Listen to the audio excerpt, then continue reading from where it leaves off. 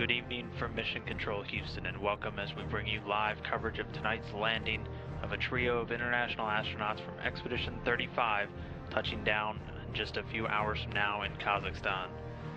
We are a little over an hour and 15 minutes away from that landing, just a little over 2 hours removed from the Soyuz undocking from the International Space Station. The craft currently about 7.5 miles away from its previous docking port.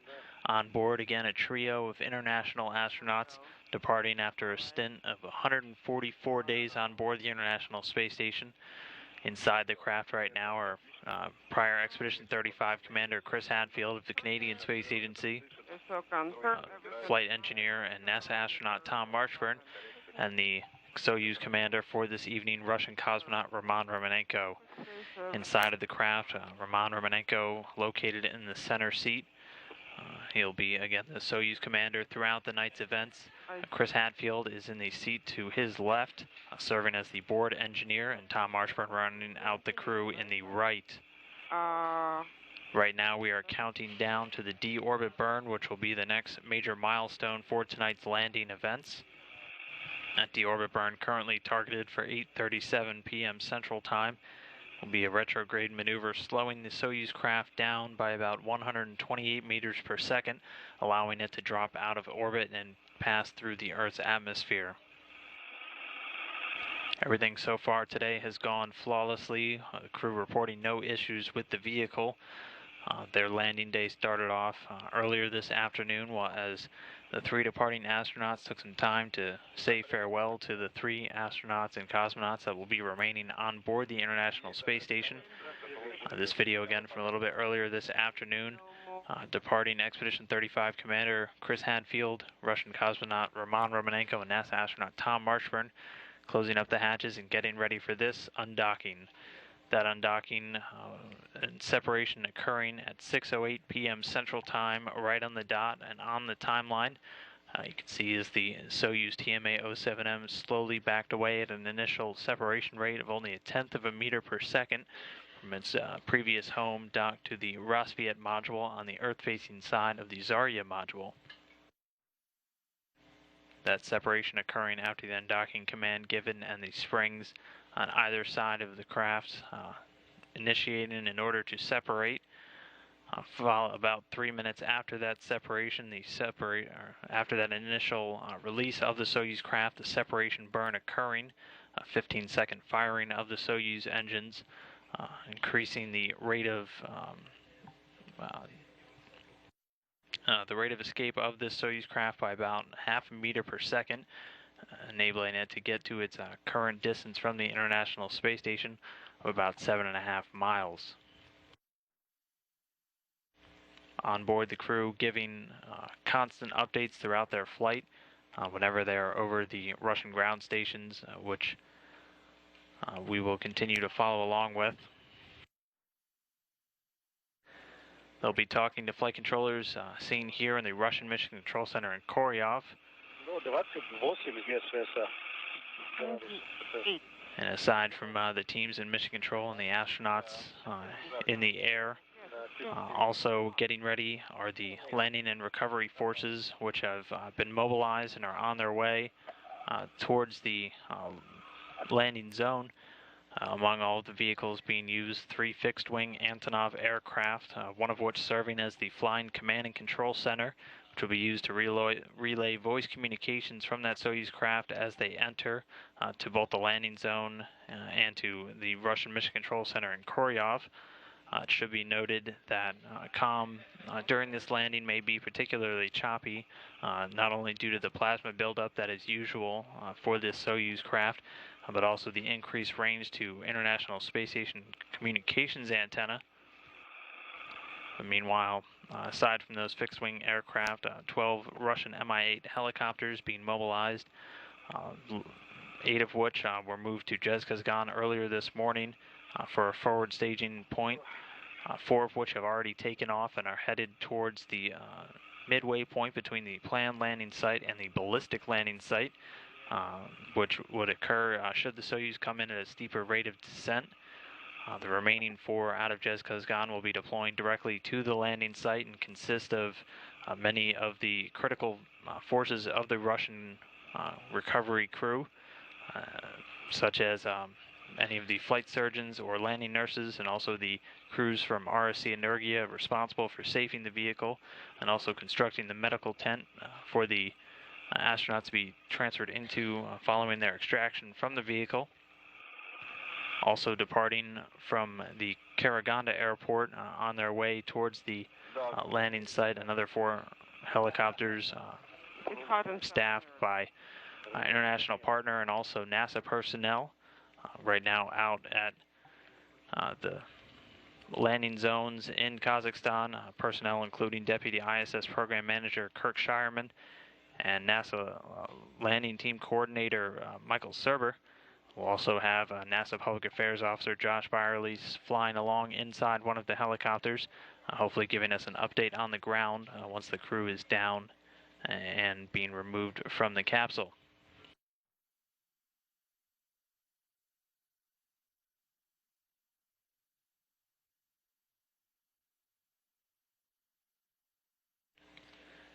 Meanwhile, we're still a little over an hour away from that planned landing, about an hour and 9 minutes right now. The planned touchdown being 9:30 p.m. Central Time.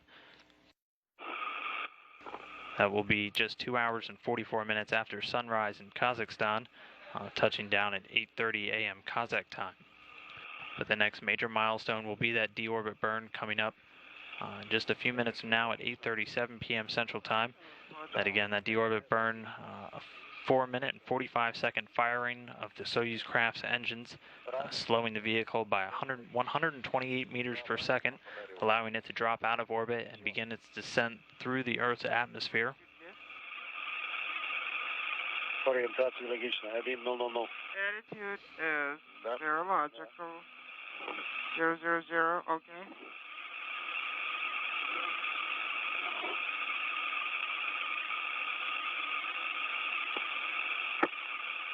Классика называется. Правда. That's classic. Here you can see an animation of what the crew should be expecting inside their craft. Again, this being that deorbit burn scheduled for 8:37 p.m. Central Time.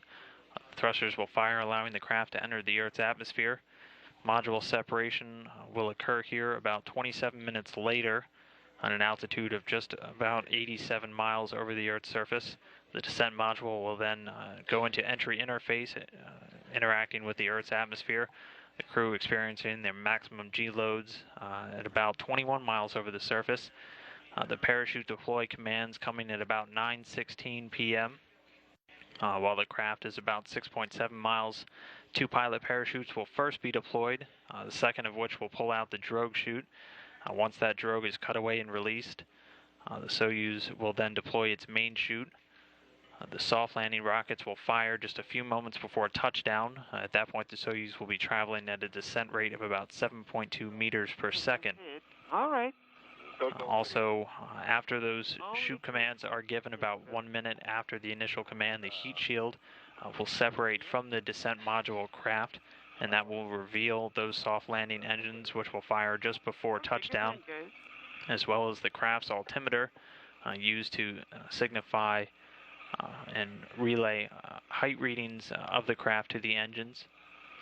You can see a rough timeline here of all of the deorbit and entry dynamic events that will take place, starting off with that impulse burn, moving on to module separation, both the orbital and instrumentation and propulsion modules separating from the craft, eventually burning up in the Earth's atmosphere, while the descent module continues its entry through the Earth's atmosphere.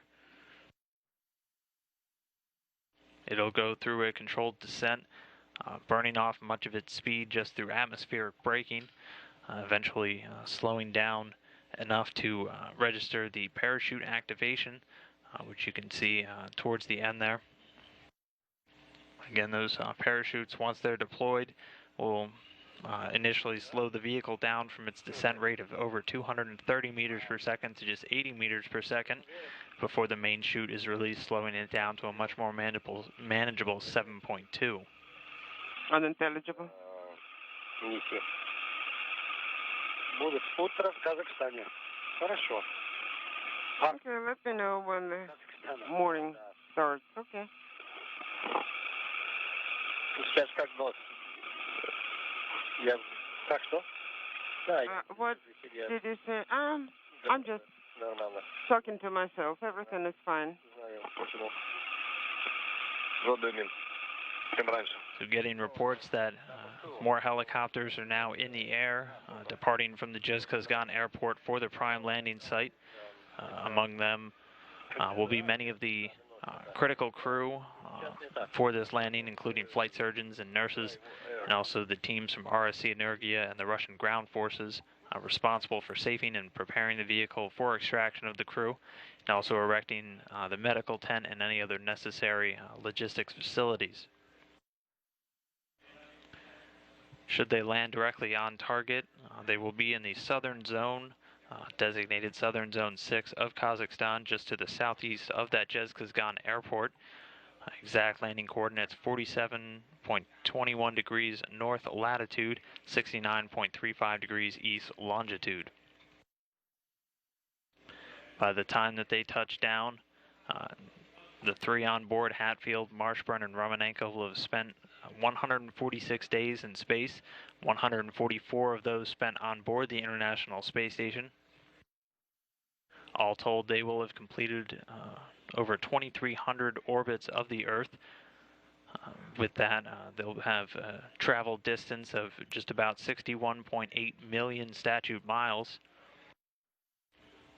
Among the crew, Tom Marshburn will have completed a total of 162 days in space in his lifetime. As this was his second mission, his previous being STS-127, where he spent 16 days in space.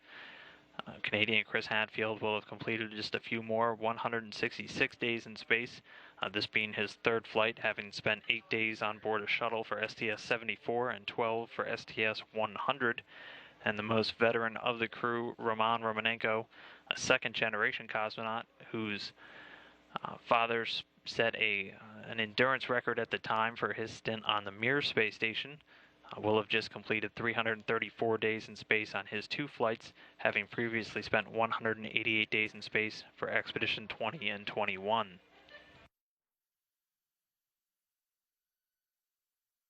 But right now we are about 10 minutes away from that planned deorbit burn. Just a little over an hour now from targeted landing in Kazakhstan.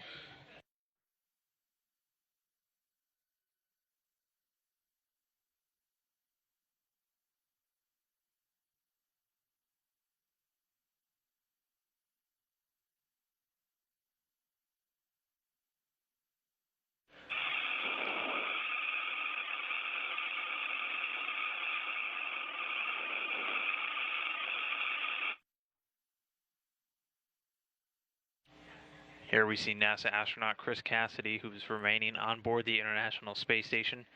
Also on board with him are 2 Russian cosmonauts, Pavel Vinogradov, who took over command of the International Space Station, and Alexander Mazurkin, again another Russian cosmonaut. These 3 will remain on board as the crew of Expedition 36.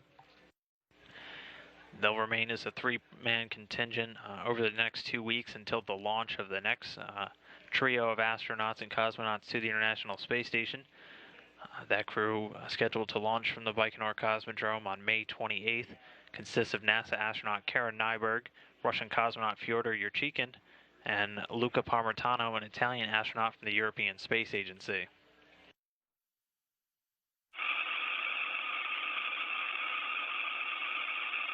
Есть разворот, 429. Maneuver confirmed, 429.15. Copy.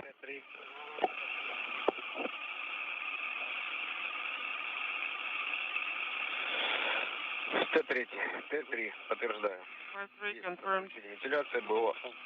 Bow ventilation is off. Не горит, я уже смотрел. S9 is no longer eliminated. I double checked. Attitude control. Не видно. Gas confirmed. Следующий. We're in eclipse. Next time 436. Да. I concur. Связь уже включен, вижу. Unintelligible. Если крышка не открывается, это ничего. If the cover cannot be opened, is that okay? Since we have the descent signature, yes.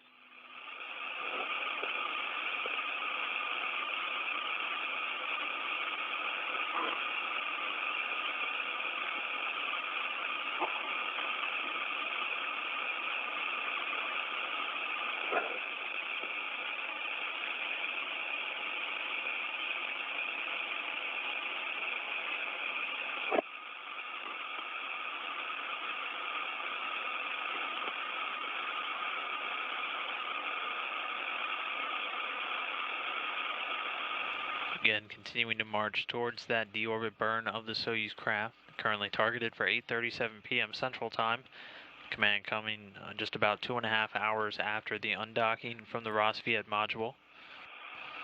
It's a retrograde burn that'll slow the craft by about 128 meters per second, allowing it to drop out of orbit and begin its entry interface into the Earth's atmosphere, setting up for that landing in Kazakhstan. So the HSW fan should be deactivated. Have you done it? Yes, we have. I've already reported. Thank you. Parus MKS. Parus ISS. Good luck to you guys. We are watching your telemetry. It is great, you know. It's just excellent. Thank you.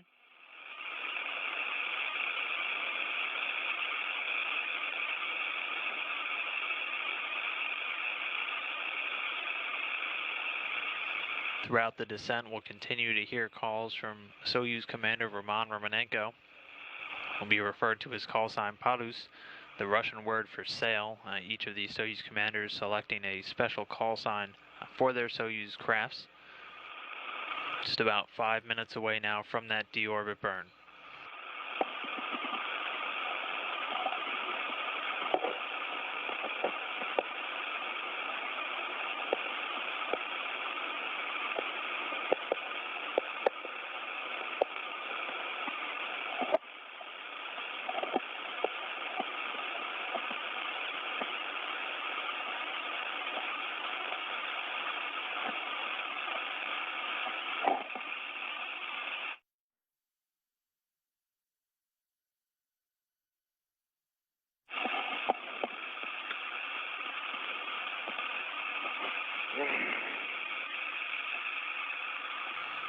Once the craft completes its deorbit burn and moves on to entry interface, or the Soyuz is beginning to interact with the Earth's atmosphere, Roman Romanenko will give regular status calls as long as his communications are able to be reached.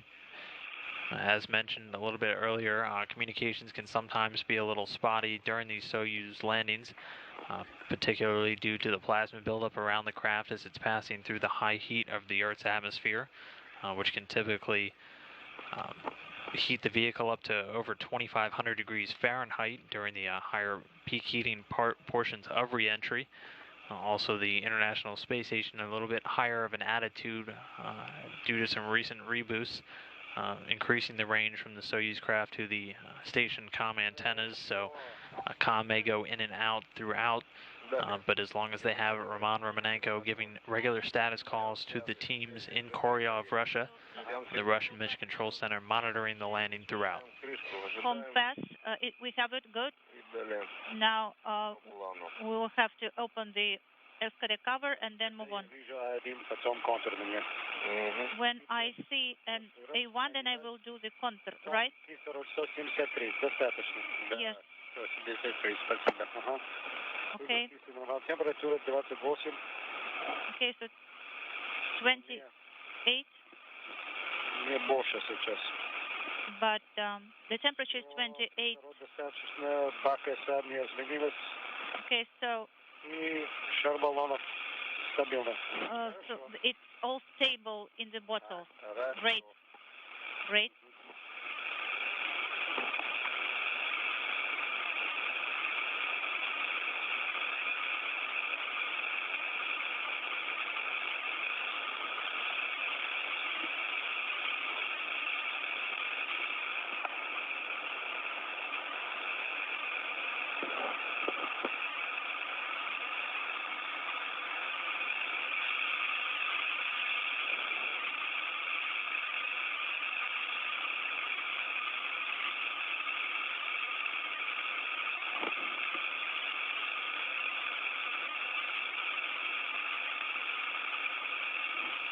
Just a little under 2 minutes now away from that deorbit burn. Roman Romanenko continuing to feed status calls from the center seat of the Soyuz descent module. Canadian astronaut Chris Hadfield to his left is the board engineer on board. And then to his right, NASA astronaut Tom Marshburn rounding out the crew of 3 returning tonight. Inaudible. Ты замерзал? So you were freezing Хорошо, есть разворот. before. Okay, now we have maneuver. И идем дальше. GSO есть обобщенная? And we have general GSO. Параметры. Yes, and the parameters. Обманывает. Okay, this is not Так, проверяем. very true, I think. Let us check.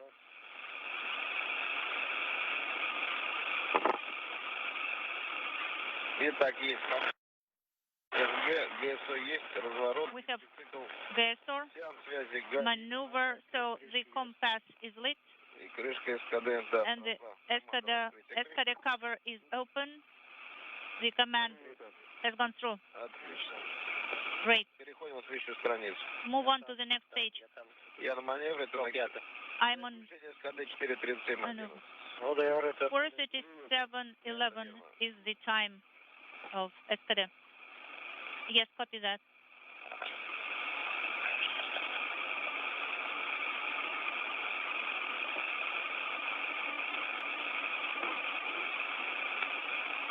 Парус, сведите, пожалуйста, подробный репортаж при работе Parus, установки. please report continuously about the operation of the thrusters.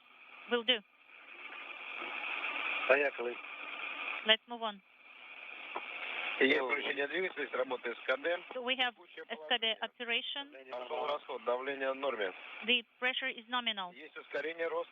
We have Ожидаем 0,47. acceleration. We're standing by for 040. The visiting vehicle officer here in Mission Control Houston confirming the deorbit burn has initiated. 20-second acceleration is 046. 3 килограмма. 23 kilograms is the prop. This burn will last about 4 minutes and 45 seconds in duration. Both igniters. Переходим на следующую страницу. So we move on to the next page. Страница 107. 107. Итак, ориентацию пока контролировать не можем. So we cannot control the attitude. Right now we have the current GSO, the 045, and the igniters are stable. Ускорение 0,45. So acceleration is 045. Минуту подходим. He's standing by for your report. Еще раз. Once again, Минуту. one Килограмм. speaking simultaneously.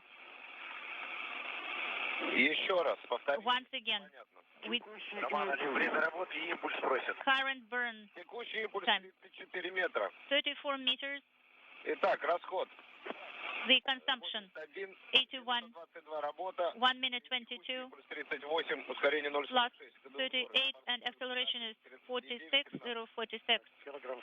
Текущий импульс 40 метров. 40 meters is the burn, acceleration is 46, 913 is on the igniters. Минута 30 работали, 91 килограмм. 1 minute 30, 91 kilograms, acceleration В норме. is nominal and KDO is nominal. We have GSO. 50 метров. 50 meters Прошли.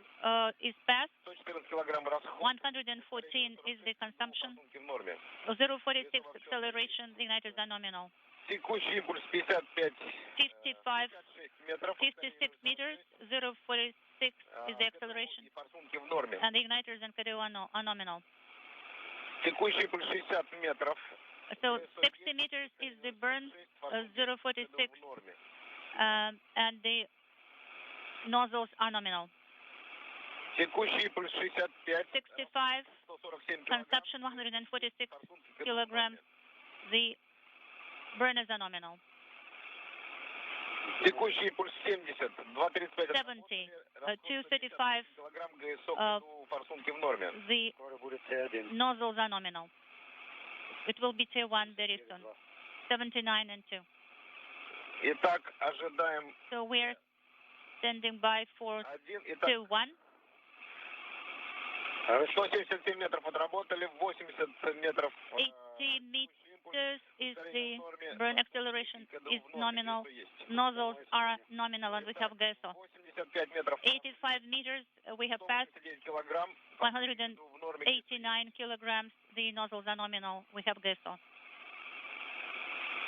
90 метров. 90 meters, 99 расход. 199 is the consumption.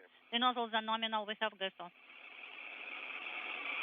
95 meters, 210 is the consumption. The nozzles are nominal. We have gas on. Расход 217 метров.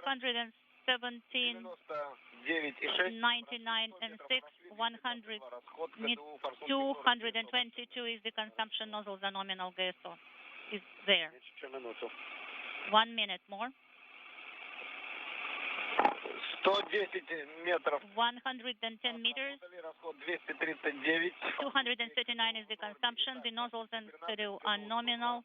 Schedule is 102, 106. Текущий импульс. The burn 115 meters. 252 consumption. 13 on nozzle. Schedule is nominal. В обоих. 120 метров. 120 meters. Acceleration is at 047. A little under 30 seconds remaining in this deorbit burn. Position is nominal. 17 seconds. Я готов. I'm ready. Контролируем прохождение ГК вовремя. So the GK pass is, we're monitoring it. It's nominal. 127 meters. There is a retrograde. 28 and 1. 180 is the consumption. ГСО есть. We have gas on. Разделение по ГС. Открыт Separation. Поехали. ГК прошло штатно. GK went nominally. Итак, страница. So page 109. 442.06. Прошло. 442.06. Это мы заложили. Сброс давления СБО. So the pressure dropped from BO. СКГС НПУ-2. Перехожу на СКГС. I go to SKGS. БО. Есть СКГС. I have SKGS. Итак, давление текущее The pressure 320, БО падает. 320 in BO. It is decreasing. In SI it is stable. Итак, в БО падает 200. BO And so the visiting vehicle officer here in Mission Control Houston reporting the deorbit burn has been complete and was successful. Crew reporting the retrograde maneuver, slowing the craft down by 128.1 meters per second, so right on the dot. 130 in BO and is decreasing. The SR pressure is stable. 785. All other parameters are nominal. And with this successful deorbit burn complete, the orbital module on board the craft automatically depressurizing itself as it prepares for the upcoming separation from the descent module, which will be our next major milestone for the entry timeline. Pressure in BO it is going on to decrease. And Starting off with that braking impulse, you can see up there it was just completed. So a little under 27 minutes from now, we'll be moving on to the separation of the modules. As just said, the orbital module, or that part drifting off to the left, is automatically depressurizing itself right now. That will be separating along with the instrumentation and propulsion module as the descent module holding the crew continues on, passing through the Earth's atmosphere. Once it is slowed to a rate of about 230 meters per second, the initial chutes will come out, slowing the craft to about 80 meters per second. That'll be the two pilot parachutes and the drogue chute. Once the drogue chute is cut away, the main chute will deploy. That chute, fairly large, covering an area of about 1,000 square meters. It'll slow the craft to about 7.2 meters per second before the soft landing jets fire, as you saw there, just before the moment of touchdown.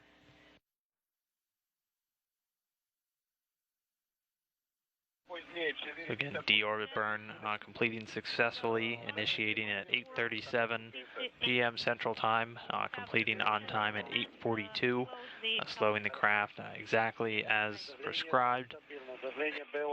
Now moving towards eventual module separation. That's good. Отработали. So we have done that. Прекрасно. Great. Когда в РУС смотришь? РУС потом? Разделение, да? Да, после разделения. What about the route after the separation? Yes, that's right. Как проверим после разделения, что все сработало? We'll check after the separation that everything is nominal, РУС не передашь. and then you will give me the route controller. Don't be in a hurry, okay? Yes, after the separation. Кто-то хочет? Что-то. Воду, нет? Does anyone want to drink? No, so I'm finishing it. That module separation scheduled just a little under 20 minutes from now. Scheduled to take place at about 9:04 p.m. Central Time.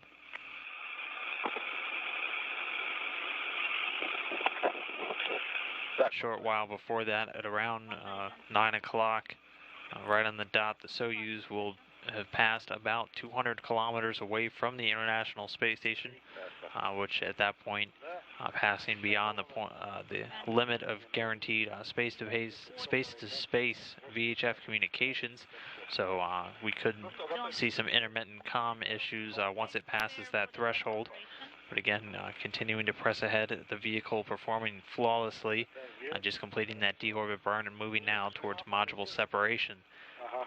The orbital module depressurizing itself for that upcoming detachment from the descent module, and the instrumentation and propulsion module also departing.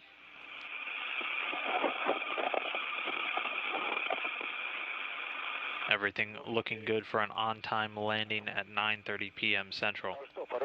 Inaudible. So Parus, it's the another jump. Yes, everything is nominal. So far, I'm recording everything.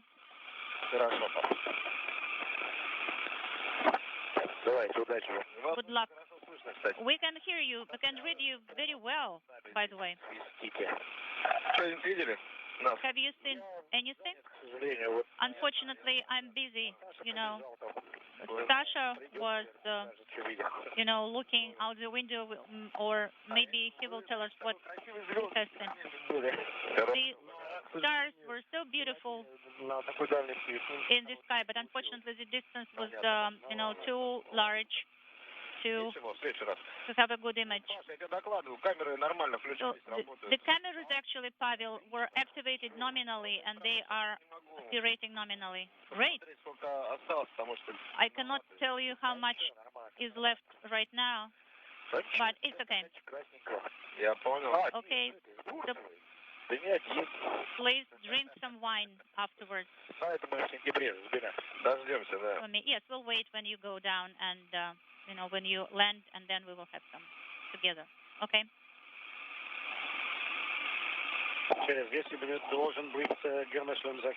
So the helmet should be closed.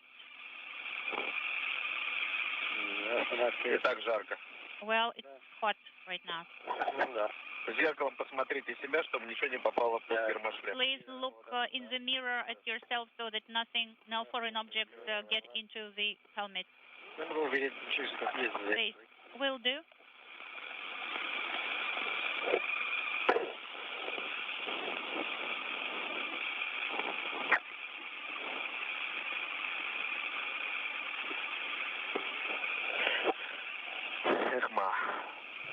So continuing to get regular updates still from Roman Romanenko, the Soyuz TMA-07 commander for tonight's descent and landing.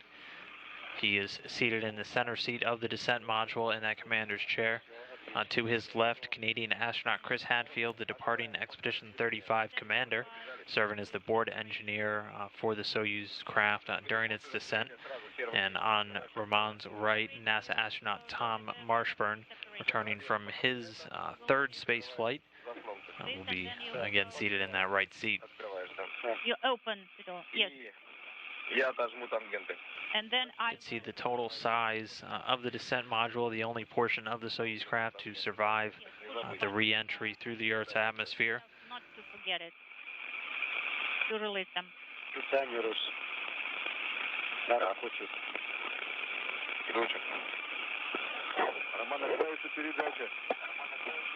Roman? Please don't forget about the transmission. Yes, that I'm talking about the push button. Right now you have to press them, so, you know, not yet.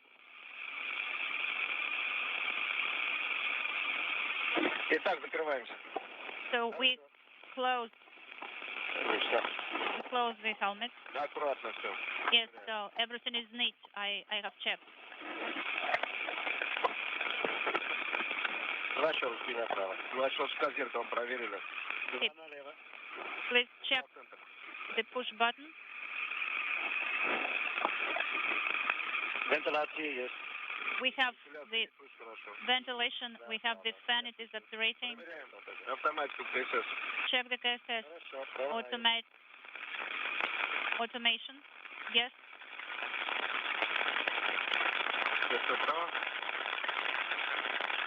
Inaudible. Ждем разделение минут 6. So we're standing by for the separation.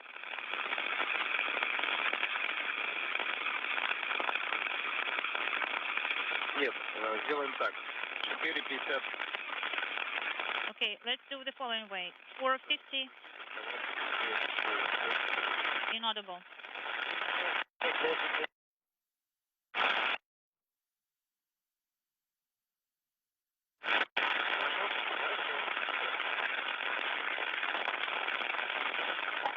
So the crew continuing to feed reports as they move towards that module separation, currently targeted for 9:04 p.m. Central Time, so just about 13 minutes from now. It has become warmer or lighter? Lighter. Inaudible. Following that module separation, the next milestone will be what's known as entry interface, which will be the point when the descent module hits the upper limits of the Earth's atmosphere. It begins the heating of the craft's heat shield, which will see temperatures in excess of 2,500 degrees Fahrenheit during its descent. Entry interface coming at just under 62 miles over the Earth's surface, just about 3 minutes after that module separation.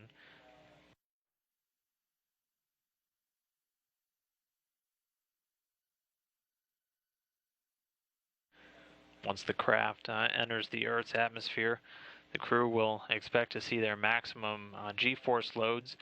Once they're at an altitude of about 21 miles over the Earth's surface, they'll be pulling about 4 to 5 Gs sustained. Following that, they'll begin the parachute deployment, giving the initial command currently targeted at 9:16. 2 pilot parachutes will deploy, the second one pulling out the drogue chute, slowing the descent rate of the module from 230 meters per second to 80. This after the main chute deploys and those soft landing rockets fire for a much more manageable touchdown for the Soyuz craft and the astronauts inside. That landing just about 37 minutes away, still marching towards the separation of the modules of the Soyuz craft. Crews and controllers reporting everything on the vehicle continuing to function nominally. Moscow. Parus. We copy you, but with a lot of interference. How do you copy us? Inaudible.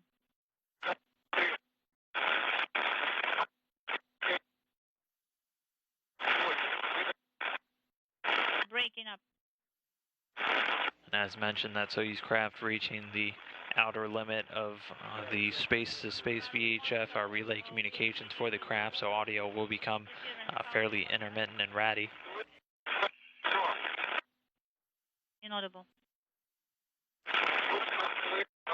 Moscow, Parus, we copy you good. We copy you clear. Okay, copy that.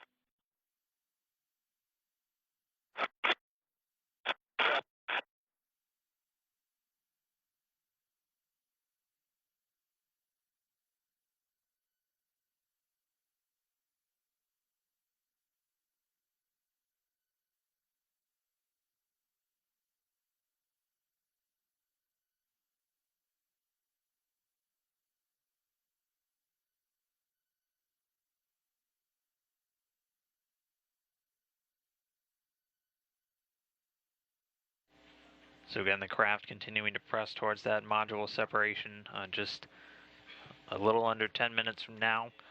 Communications with the crew becoming a little bit spotty now as the craft passes outside of the range for relay communications through the International Space Station. Also, we'll be experiencing quite a bit of plasma buildup during its descent through the Earth's atmosphere, so communication expected to be fairly ratty, but once it passes through and comes into range of one of the Antonov fixed-wing aircraft, which will be circling the landing site, that aircraft will be acting as a command center for all the teams there on location, and also relaying communications from the crew to the Mission Control Center in Koryov. We will be getting regular updates on all those communications once the aircraft comes into range of the Soyuz craft from the visiting vehicle officer here in Mission Control Houston. Well, but with interference. We copy you well, but with breaks. Good. Copy. It's hot a little bit here, I would say. So the KSS automatics will be switched at 4:55, 58 from the panel. Have you activated it? No, it will be at 4:58 from the panel. Yes, copy that. 0458. That's correct. That's correct. The helmets are closed. Okay, we'll wait for your report about the F3 activation. Copy that.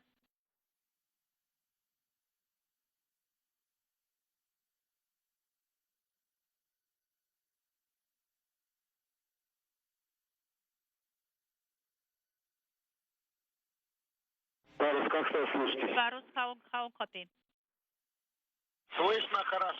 We read you. Good. In 40 seconds, we're sending the F3 command. Copy. So you have released the buttons? Yes, we have done that. And we use the push button to communicate.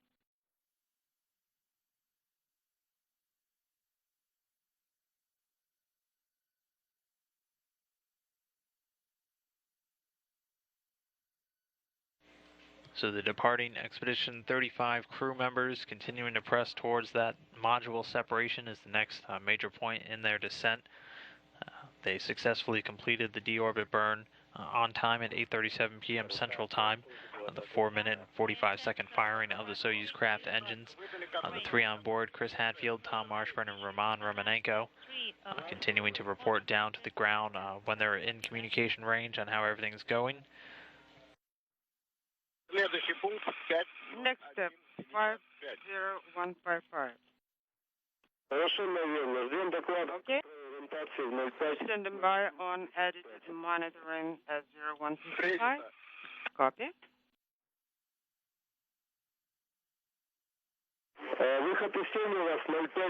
Sunrise is 0502 and you'll be able to monitor the attitude. We agree.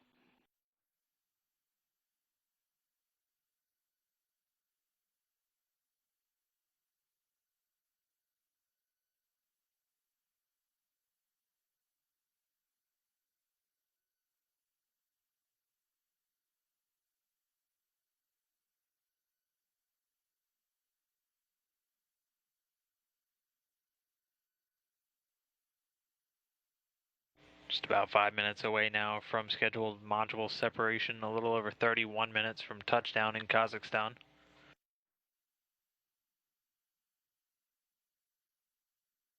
And module separation will see the orbital module, which depressurized itself following the successful deorbit burn, and the instrumentation and propulsion module detach from the descent module. The descent continuing on through the Earth's atmosphere, protecting the crew with its heat shield and ablating much of the heat of re-entry before eventual touchdown.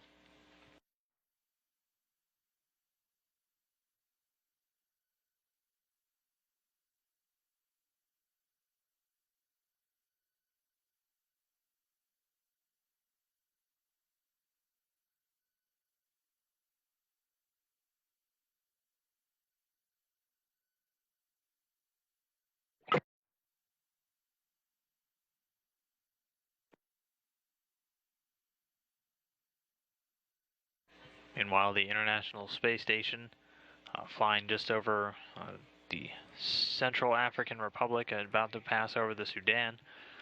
On board, 3 crew members remaining as the new crew of Expedition 36, which formally began after the separation of the Soyuz craft from the International Space Station.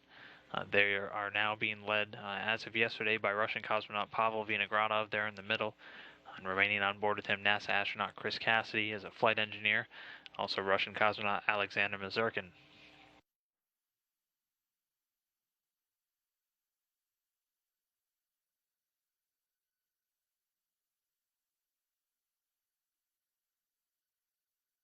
Under 30 minutes away now from scheduled touchdown in Kazakhstan, the craft continuing to function as expected. Just about 3 minutes away from that scheduled module separation. Standing by for reports of telemetry from the visiting vehicle officer here in Houston.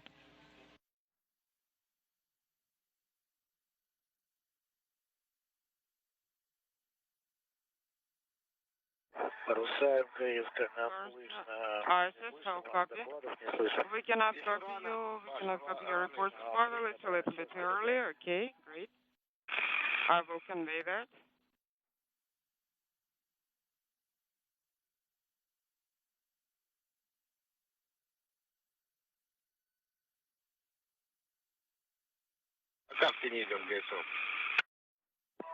Okay, so another copy, Roman.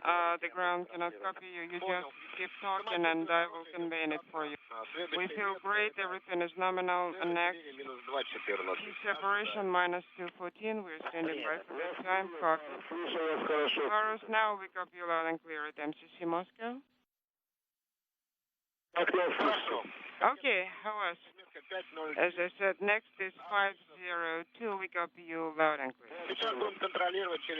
We are getting ready to start monitoring the separation program and control descent. In 11 seconds, we'll proceed with that. Okay, we're standing by for your report. Есть программа разделения. Separation program confirmed. Control descent confirmed. How copy? Program 1 is on. Copy. Okay, monitor control descent. Еще раз. Say it again. Пока тень. Ожидаем. We're standing by. Copy. ВСК пока ничего нет. Nothing. SK. Copy. Standing by at the next checking point.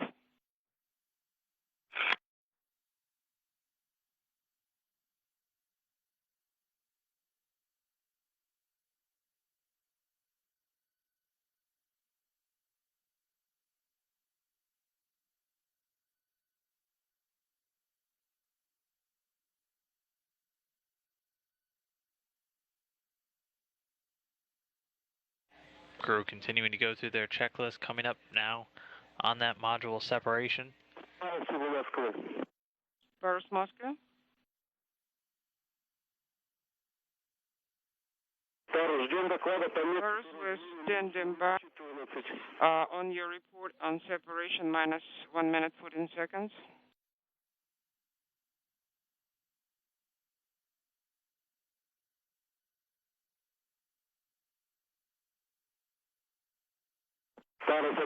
Paris, MCC Moscow.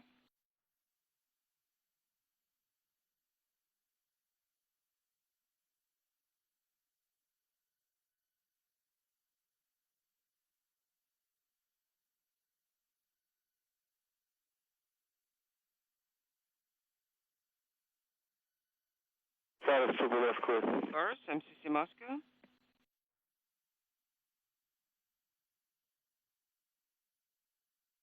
Now standing by for module separation.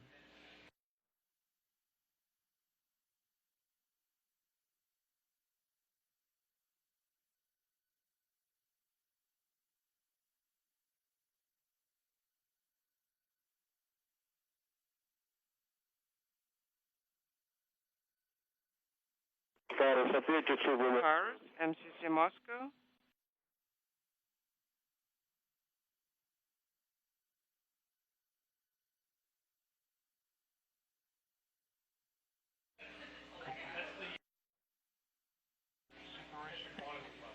the teams here in Mission Control, Houston reporting the separation occurred on time, so successful separation of the modules coming from telemetry received from the craft. Paris, how copy MCC Moscow?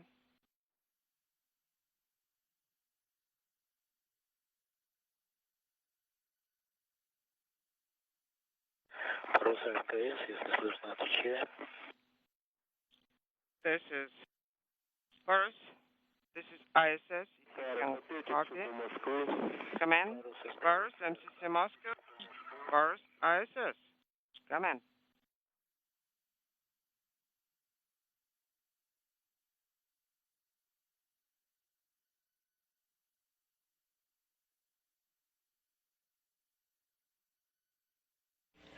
So the Russian mission controllers will continue to attempt to get any communication they can with the Soyuz craft while it makes its descent. But again, telemetry on board the craft reporting to the teams successful module separation on time at just at about 9:05 p.m. Central Time tonight. This coming a little over 27 minutes after that deorbit burn was done successfully. Soyuz craft right now a little under 90 miles over the Earth's surface, continuing to descend. Next major milestone coming up, entry interface, which should be occurring within the next minute or so. Come in. The entry interface will be the descent module's interaction with the upper atmosphere. Moscow.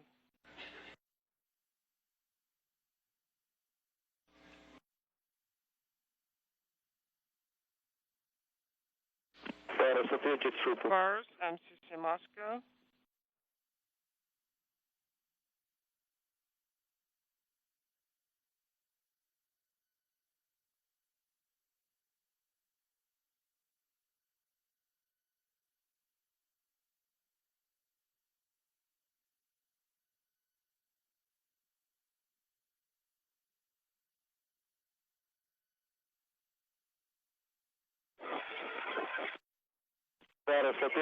Paris, MCC Moscow.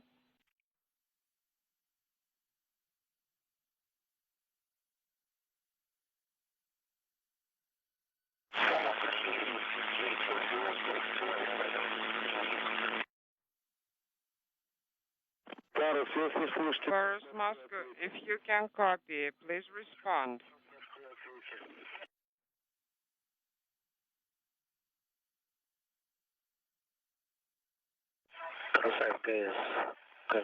Paris, ISS, how copy?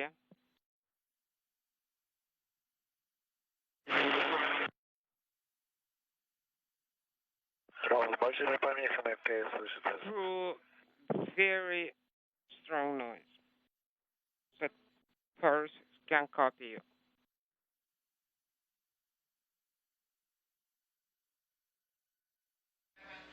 The Russian mission control team in Koryov and Pavel Vinogradov on board the International Space Station will continue to try and get what communications they can with the Soyuz craft during its descent. Unintelligible.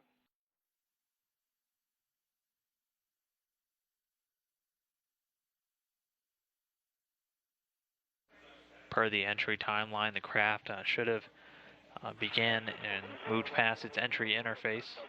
Unintelligible.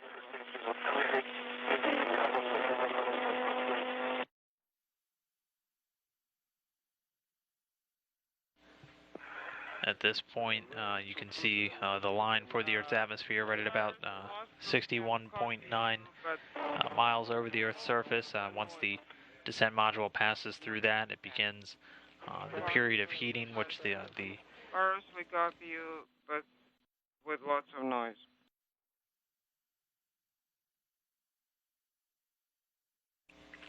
Again, following entry interface, the heat shield of that descent module will continue to protect the crew inside from the heat of re-entry, with temperatures reaching as high as 2,500 degrees Fahrenheit.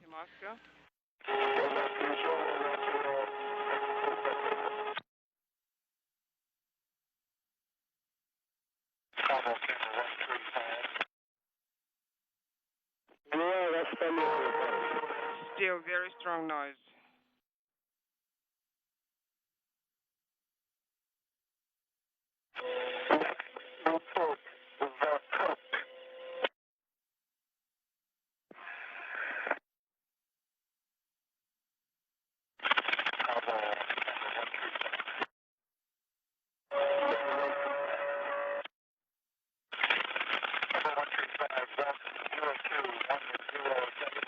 Unintelligent.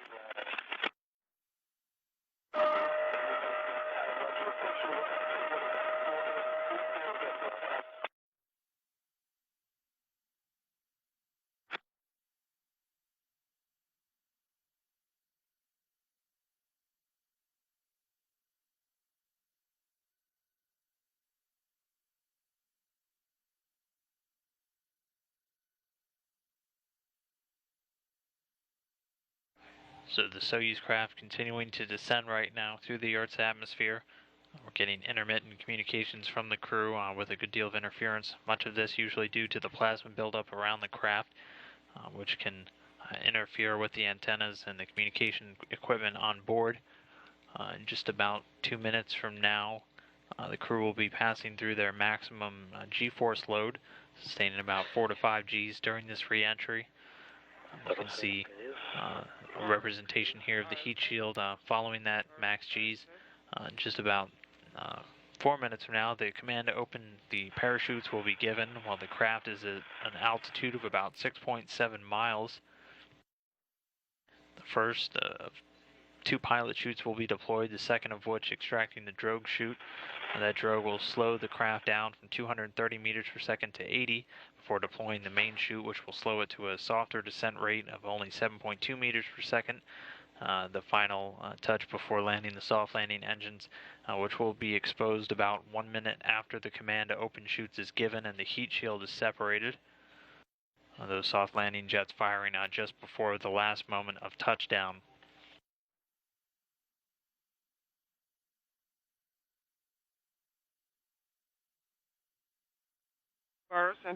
Once that main parachute is deployed, it'll tilt the Soyuz to about a 30-degree angle in order to dispel any of the excess heat from re-entry before it then reorients the craft for a vertical descent.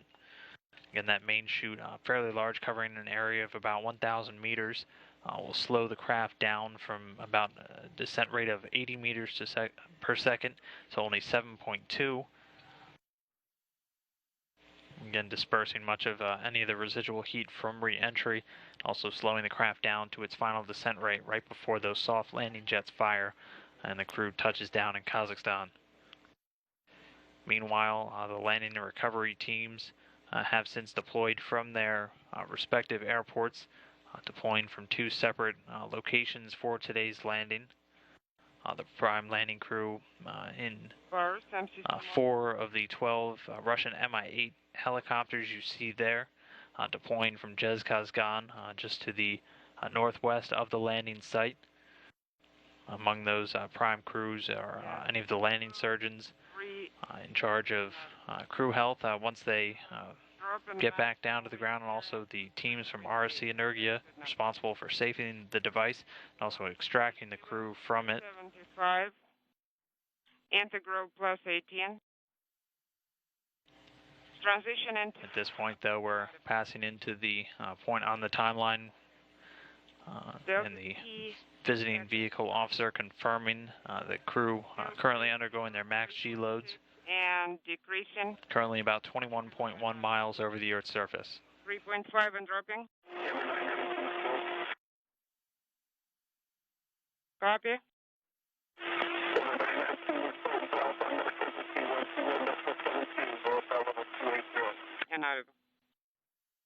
Copy. How does the crew feel? At this point, the 6 all-terrain vehicles are in place at the landing site. 7. The recovery helicopters continuing to circle in a racetrack fashion as they wait for visual confirmation of the descent module as it passes down under parachute load to that landing site in Kazakhstan.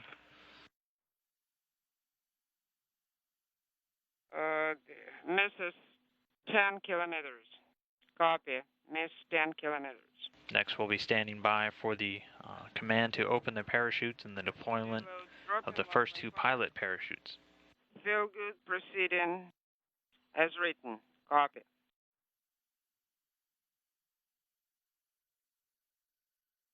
Okay, the book is now very heavy, not just the book, but my head as well. So we're all sitting with our heads down, closed, inaudible.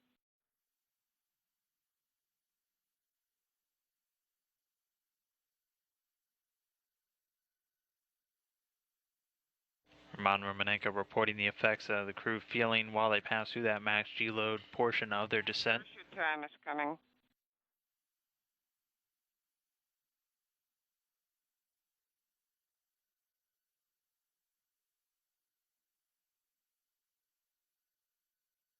Paris, Mission Control, Moscow.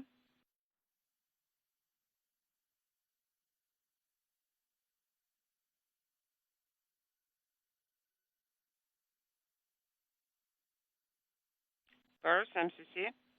Standing by for confirmation of the shoot command being given. It's about 14 minutes away from touchdown.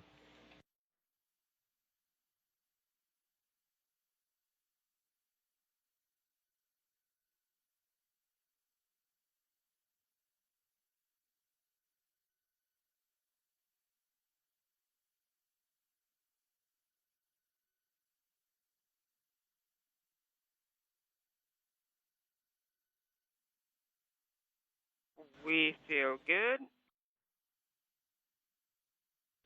Everything is normal. Proceeding with the descent.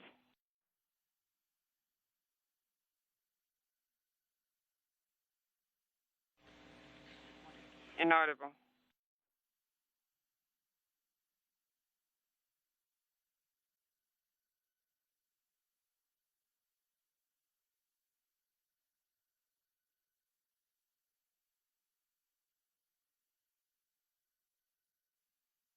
Pressure is dropping. So the airplane circling the recovery area reporting successful chute deployment. That initial chute deployment coming at an altitude of about 6.7 miles. Those circling aircraft serving as eyes in the sky for the landing and recovery forces, of which the Mi-8 helicopters have at this point reached the landing zone and are circling, awaiting the touchdown of that Soyuz craft just a little over 12 minutes from now. Of the chutes, the 2 pilot parachutes first deployed, the second of which extracting that drogue chute, slowing the craft down to a descent rate of only 80 meters per second, down from 230. Following that, the main chute then being released to do much of the slowing down to the final descent rate. The pressure is still 780, still great. Proceeding nominally.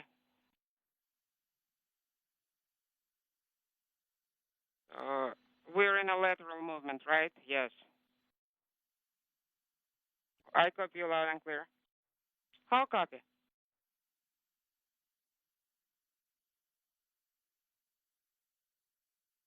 How copy? I'm here.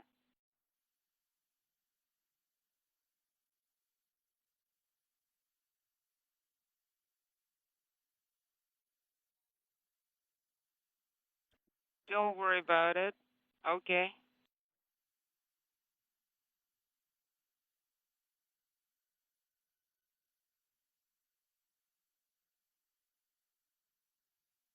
How copy?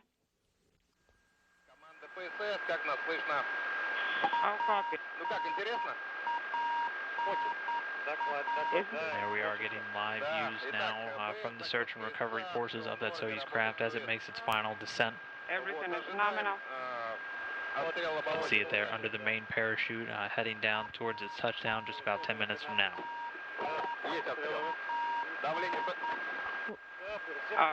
What's the pressure? Nominal, we're ready. All right, everything's fine.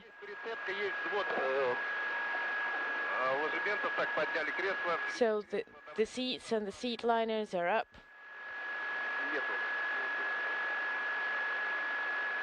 Горит состав воздуха.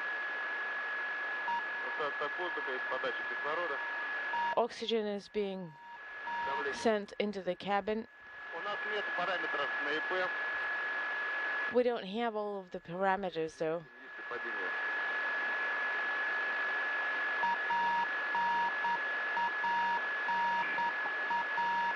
Давай попробуем, я переберу. Let me try. На кресло правом.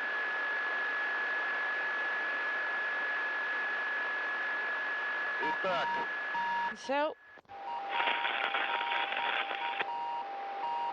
So while we're getting communications from the crew, you also hear the try. intermittent We're beeping feeling sound. good. It's a beacon that is emanating from the Soyuz craft that search and recovery forces And can we use have to the pinpoint seats the up, so we exact don't have touchdown any other parameters. location of the Soyuz vehicle.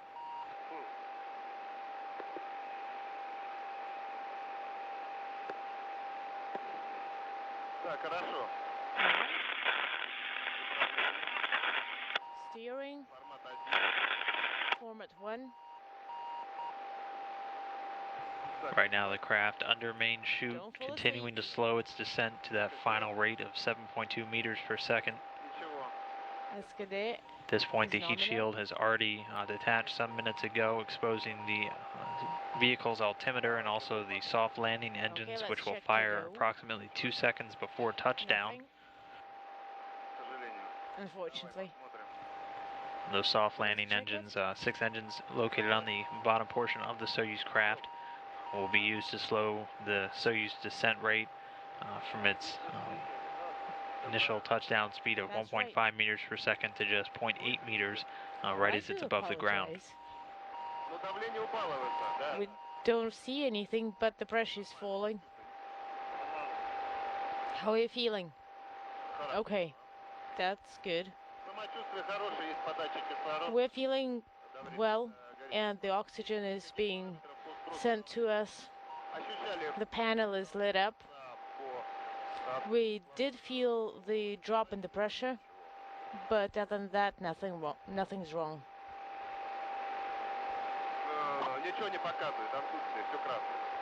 No, we don't see anything on this screen. The Soyuz craft continuing to descend. Once it's on the ground, search and recovery forces will begin to safe the vehicle and prepare to extract the crew.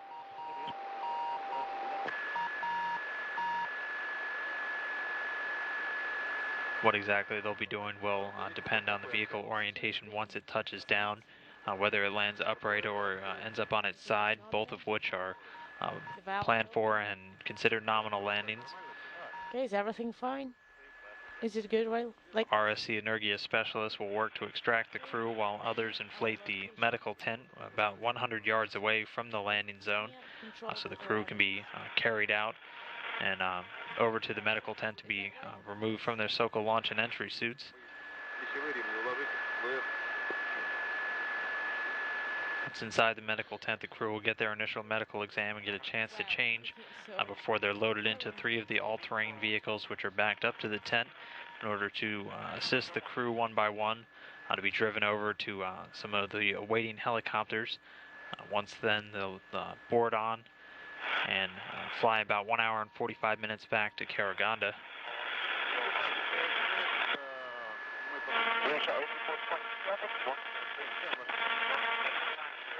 For now, descent continuing to look nominal, just about 5.5 minutes away from touchdown. All right, let's check. Okay, spare to the right.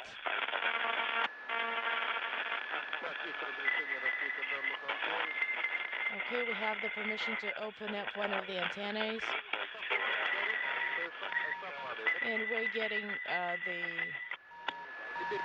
we're getting the oxygen signal, and the pressure is dropping, which is right. That's good.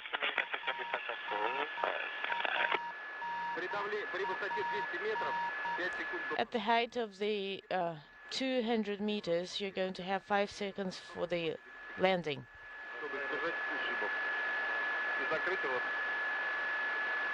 And close your mouth.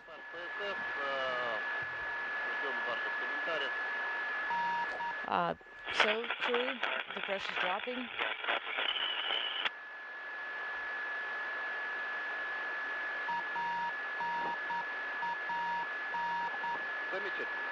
That's wonderful, thank you. Okay, we still don't have any data, but we do get the air composition information.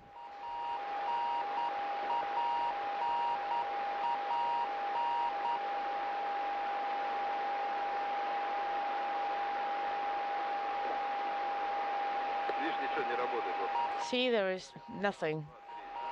1, 2, 3 are not lit up. There is just nothing.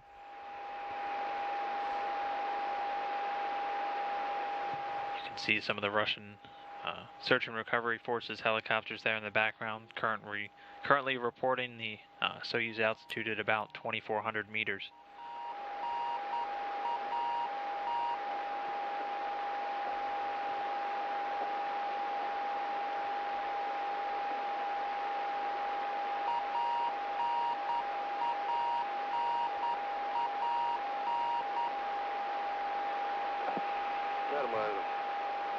Everything's nominal.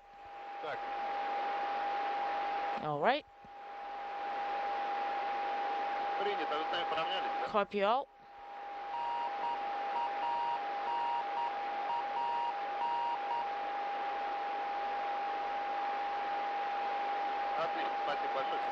Sounds great. Thank you. Unintelligible.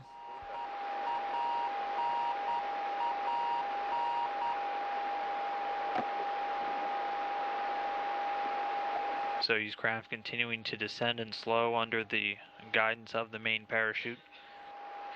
Just a little under 2.5 minutes now from the scheduled touchdown. Should get a pretty good view of the soft landing engines firing just about 2 seconds before the vehicle touches down in Kazakhstan. Everything reported nominal.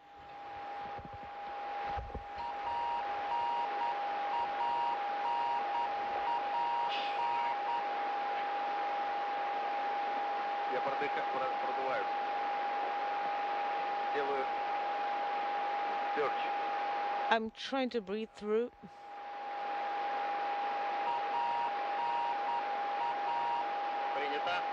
Trying to do the purge. Copy all.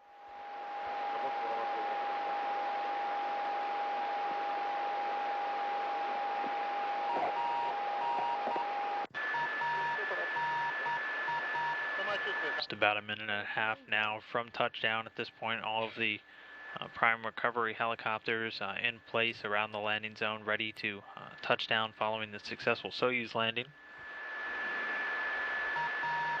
All-terrain vehicles already on site for some time, standing by.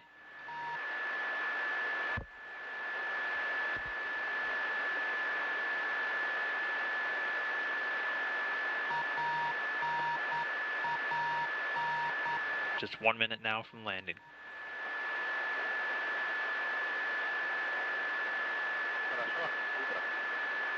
Looks beautiful. It's morning here.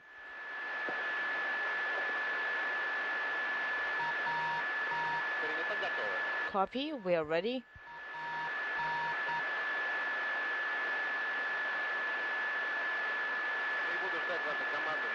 I'll be standing by for your command.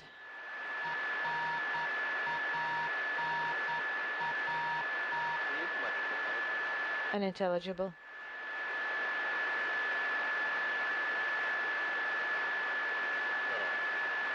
Just great.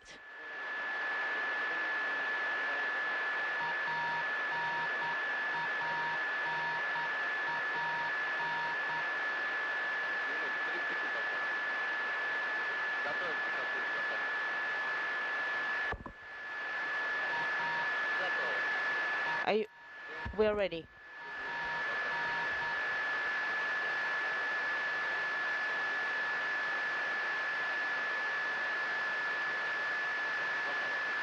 We are ready. Reported altitude right now for the craft, 900 meters. Coming from the search and recovery forces, as you can see on scene, the Russian Mi-8 helicopters circling the landing zone in preparation.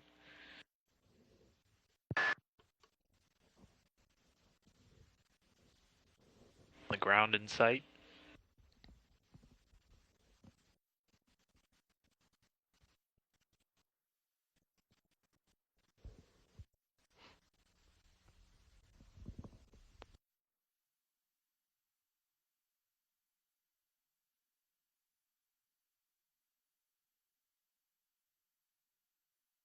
And you can see the parachute coming down and the plume coming up from the soft landing engines. An unofficial landing time now at 9:31 p.m. Central Time.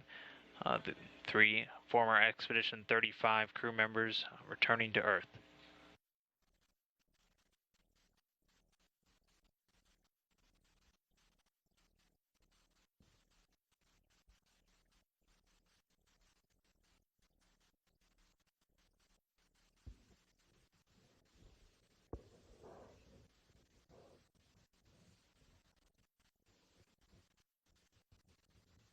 So at this point, the crew on the ground inside their Soyuz craft, the search and recovery teams can finish landing their helicopters and begin moving in.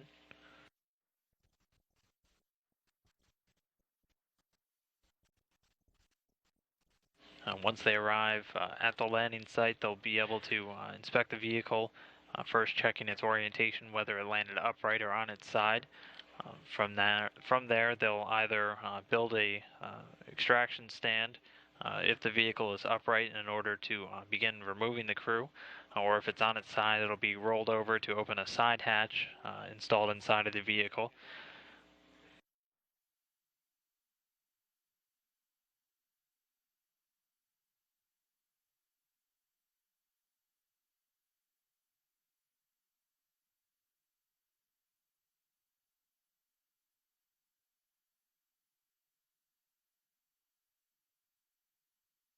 And the recovery forces reporting that the Soyuz did land vertically.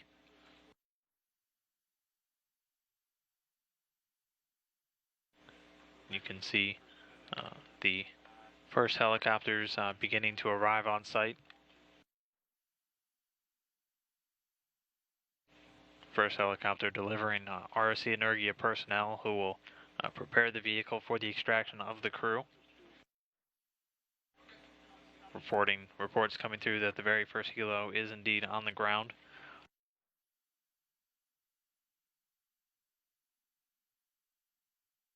As the vehicle is upright, they'll have to construct a stand in order to access and begin extracting the crew.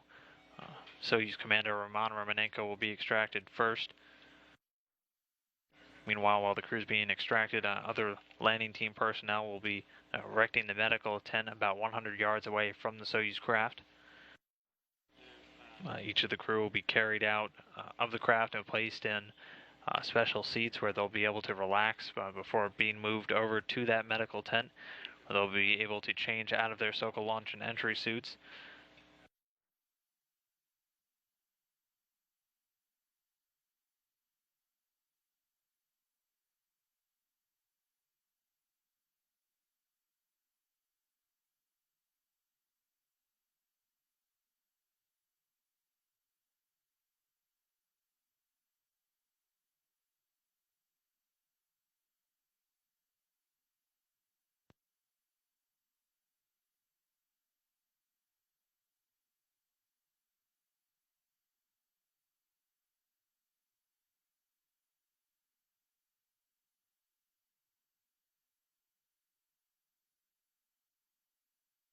Here, a view inside of the Russian Mission Control Center. You can see written in Cyrillic there, yes, Posадka, the Russian words for they've landed, confirmed a successful landing for this crew. Soft landing engines firing just on time, landing the vehicle upright. Now we're standing by as the Russian recovery forces in concert with personnel from NASA and the Canadian Space Agency move in to begin extracting the crew from the Soyuz craft, landing almost on the dot there, just to the southeast of Zhezkazgan.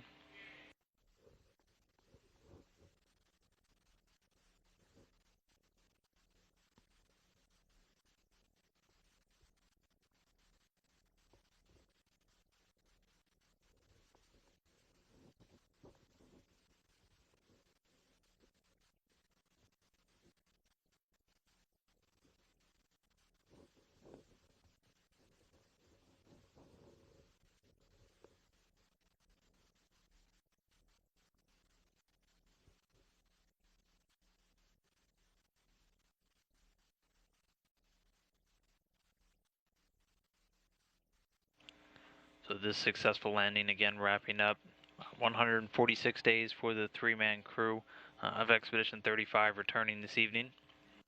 144 of those days were spent on board the International Space Station. While on board the orbiting complex, they completed 2,336 orbits of planet Earth, giving them a total distance traveled of just under 61.8 million statute miles. Marshburn now having a lifetime spent in space of 162 days, spanned over 2 missions, 16 days spent back on STS-127. Expedition 35 Commander Chris Hadfield completing 166 total days in space, this being his third spaceflight, having spent 8 days in space prior on STS-74 and 12 back on STS-100. Meanwhile, Soyuz Commander for this evening, Roman Romanenko, second-generation cosmonaut, has now completed 334 days in space, broken up across 2 expedition space flights, having spent 188 days back on Expedition 20 and 21. So again, all the search and recovery ground forces moving in on that Soyuz craft to begin setting up and removing the crew from the descent module.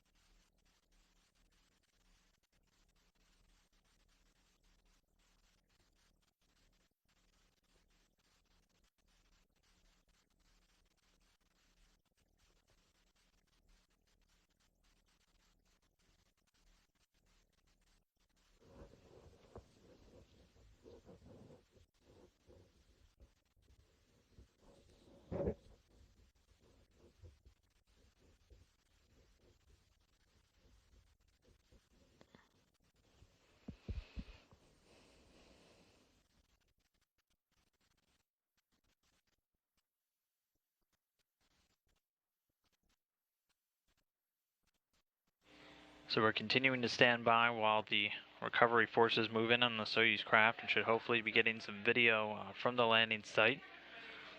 Once the crew is extracted from the Soyuz and moved over to the medical tent, they'll receive their initial medical exams and get a chance to change out of their Sokol launch and entry suits and into some more comfortable clothing. With that, they'll be loaded onto helicopters awaiting them to be flown the 1 hour and 45-minute flight back to Karaganda. Once they're there, they'll receive a traditional Kazakh welcoming ceremony before going their separate ways, from Roman Romanenko boarding a Gagarin Cosmonaut Training Center aircraft for his flight back to Chkalovsky Airport in Star City, his home base. Meanwhile, Canadian Chris Hadfield and NASA astronaut Tom Marshburn will board a NASA airplane bound for a flight back to Houston to be reunited with their friends and family. And again, a successful landing confirmed by recovery forces and teams over in Russia. The unofficial touchdown time coming at 9:31 p.m. Central.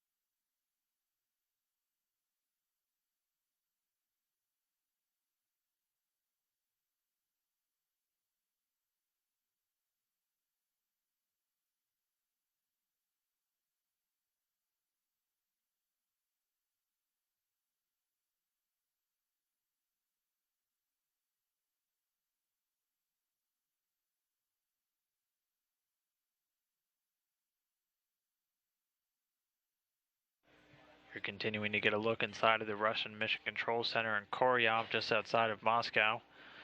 Again, tonight, ending with a successful landing, the craft touching down at an unofficial landing time of 9:31 p.m. Central.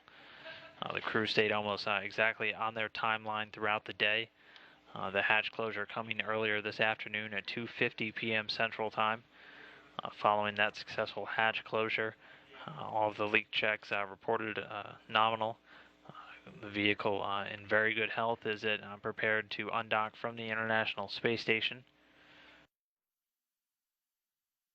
That undock command sent on time at 6:05 p.m. Central Time, allowing the hooks holding the Soyuz craft in place to the Rosviet module on the Earth-facing side of Zarya to retract and release.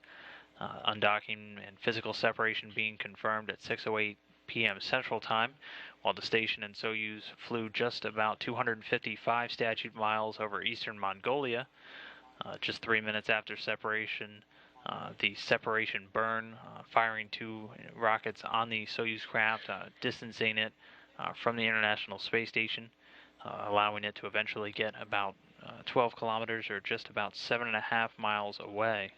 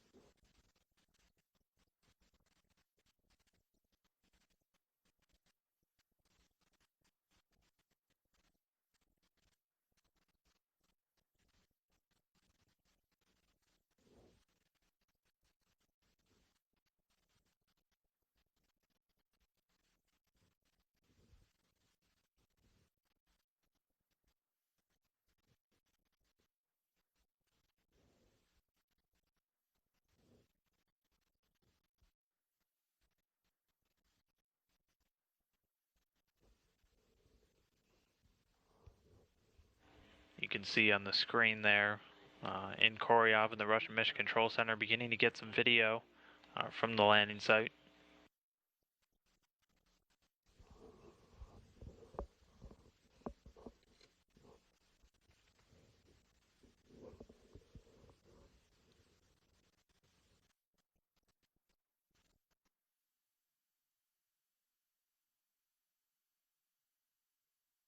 Резервная у него одна, это осталась, другая выполнена.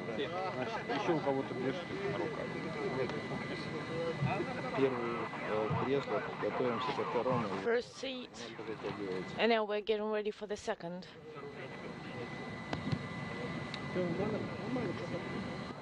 Сереж, не позабывай говорить в эфире.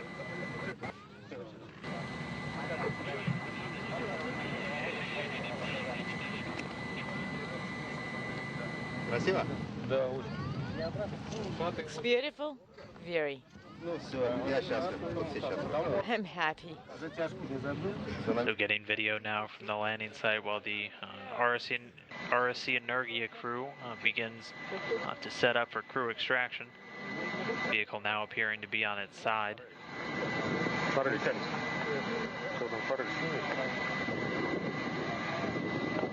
Illegible. He's at the very bottom. Иначе верхний пойдет на низ.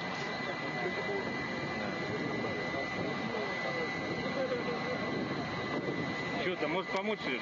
Do you need any help? Знаешь, неудобно одному. Да, чужие You know, there is even a joke. со стороны днища, 4 даже. There are even 4 from the side of from the bottom side. Начинаешь это. ПСГ. Кто? Где? Where? And there we have Soyuz Commander Roman Romanenko of the Russian Space Agency already been extracted from the craft. Группу захвата. Ну вот, весь чистый где-то комбинезон. Even the suit is clean. You can see him there resting as he awaits his other crew members to be extracted from the Soyuz capsule. Сейчас это где-то забирают. So take this. Weather, fortunately for these astronauts and the recovery crews in Kazakhstan, quite nice right now with the temperatures in the high 50s. Let's get ready. Sunny skies. Is coming out. Too early.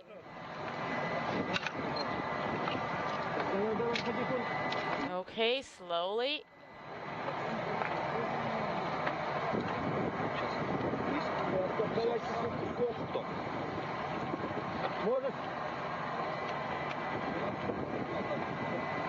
NASA photographer Carla Chofi there in the background, part of the advanced crews that get sent out to the landing site, along with all of the critical personnel such as the flight surgeons and the extraction crew.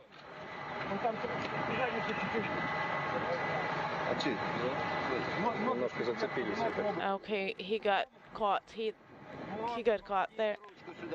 Okay, give me a hand. Careful. All right, let's lift him up. Take this off a little bit. How are his legs? Is everything fine? Don't be in a rush. Don't be in a rush. Free his legs.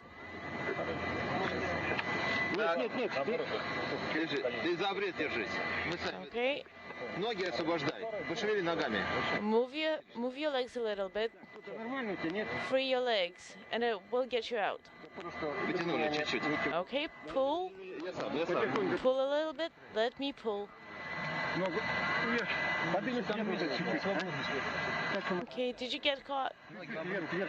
Careful. Okay, I'll hold you up. Hold on. Hold on. Team now pulling out our second crew member. A little bit more. Okay, lift him up by his hands. Hold his hand. Hold his arm. Okay. Right leg. Slowly, slowly. Okay, pull him. Okay. Okay, turn him over. There we go. Second crew member out of the Soyuz craft, NASA astronaut Tom Marshburn. Still remaining on board Canadian astronaut Chris Hadfield. I stay with this.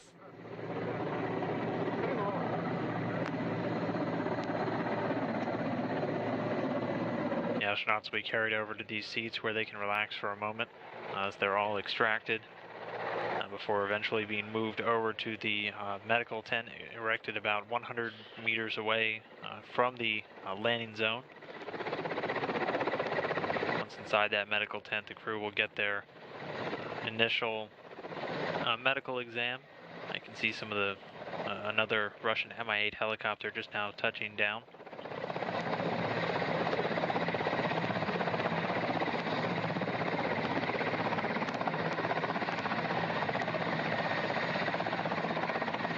So far, 2/3 of our landing crew extracted from the Soyuz TMA-07M space vehicle, all following a nominal touchdown in Kazakhstan. That time again coming at 9:31 p.m. Central Time.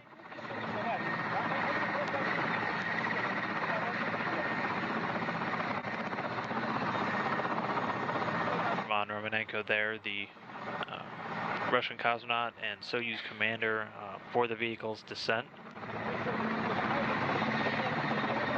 Meanwhile, the recovery crew preparing the hatchway to extract the third and final crew member, Canadian Space Agency astronaut Chris Hadfield.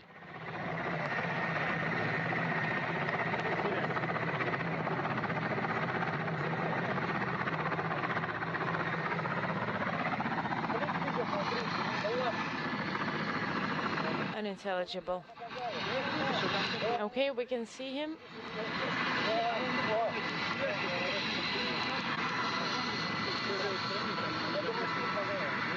As you can see, fairly cramped quarters inside of these Soyuz vehicles, and the crew in those Sokol launch and entry suits not able to quite move around as freely as would be nice. So these recovery forces are responsible for getting them out safely.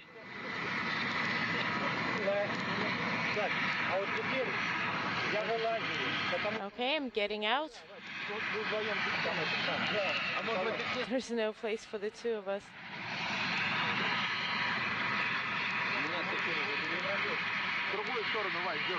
Okay, pull from the other side.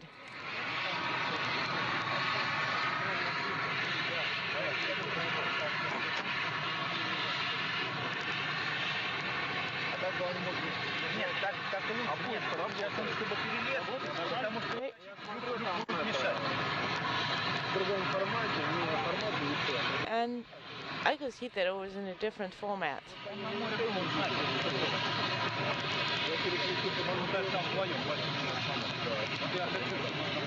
They're unintelligible. Here you can see NASA astronaut Tom Marshburn. He's speaking with Deputy ISS Program Manager Kirk Shireman, who's down on the ground as one of the NASA support personnel for this landing.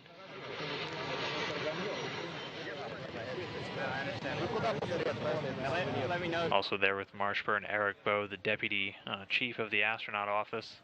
Amazing, and the cool air is good too. Feels good down here, beautiful day. Yeah, you guys look good. Seats all hour. Alright, so they're going to tell you what the situation now. Right away, we were kept triple checking our send one to Jessica's guy. He should have ended it and fall down. He went Just a second. fall down between the seat and the walls.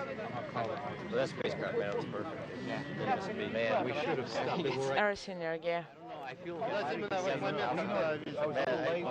much better when you're moving around. They could have come back. They could have landed. I think it's time to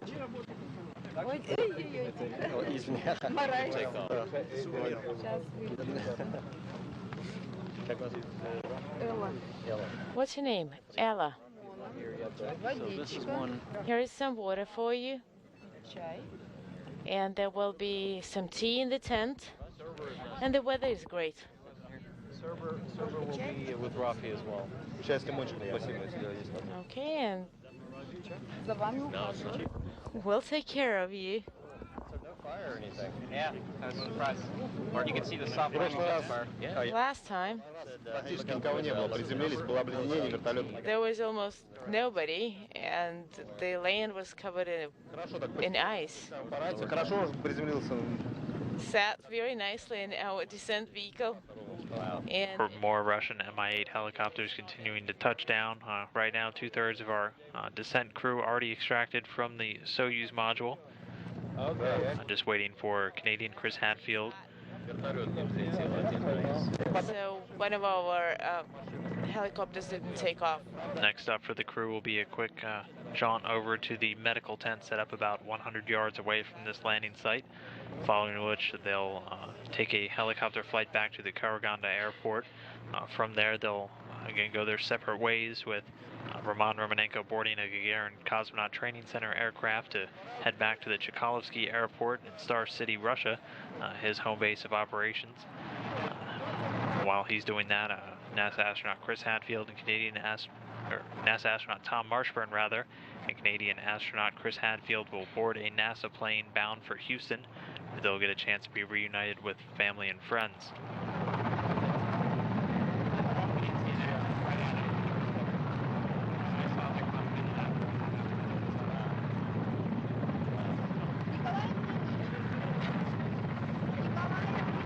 Nikolai Dmitrievich.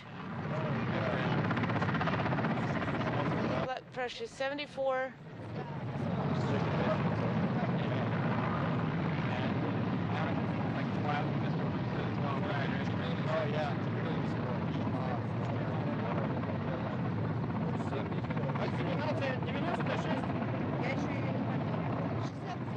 Is it 76? 67. You guys are leaning forward to.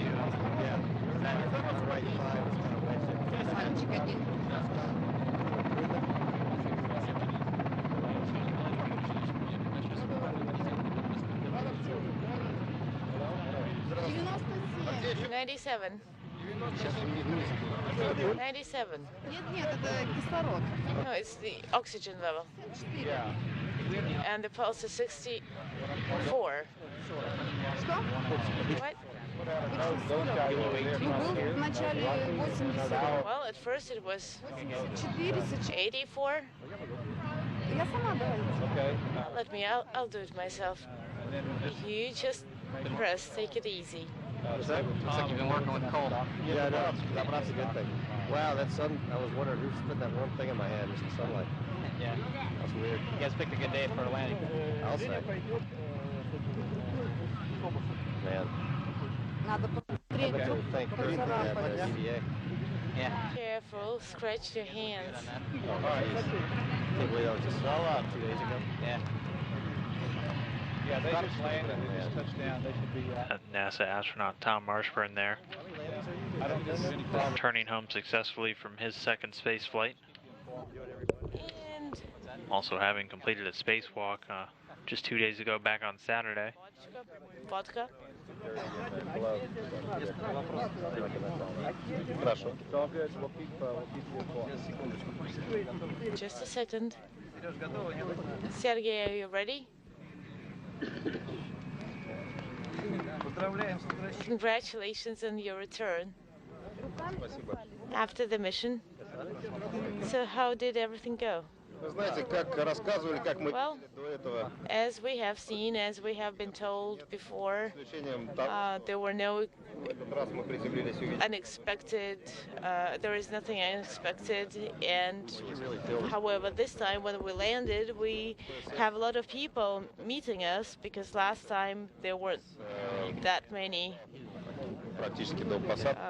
greeting people, Это очень хорошо. and the helicopter noticed us and actually escorted us to the landing site, and it's great that the landing was nominal.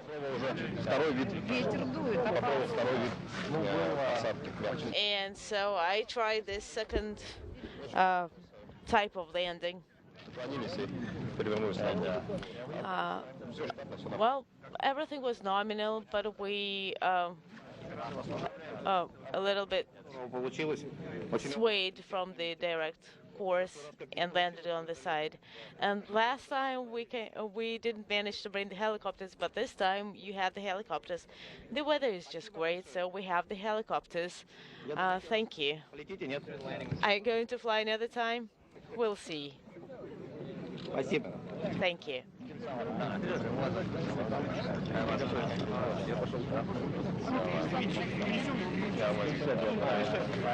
was tense for something worse than it was. Getting a few words there from Soyuz Commander Roman Romanenko. You'll hear them comment on the weather quite a bit, as the weather in Kazakhstan can be quite unpleasant during certain times of the year. Meanwhile, Canadian Space Agency astronaut Chris Hadfield being lowered into his seat now after being extracted from the Soyuz craft. All three crew members now safely out. Okay, do we have everything here? Да, кстати, по поводу описи. Well, about our leave. Мы положили сверху на We put this signature in the BEDE kit between the control panel and the BEDE container. Again, this landing on target at the predicted site, on time as well. The official touchdown time coming at 9:31 p.m. Central. Roman? 21 страница, без проблем взять с собой и передать кому-то. No, it's just 21 pages and I needed to Пультом и give it to somebody. It's between the control panel. And you signed it there? Yes. Well, it's quicker. Yeah. А какой клип? Definitely an e-ticket. Yeah.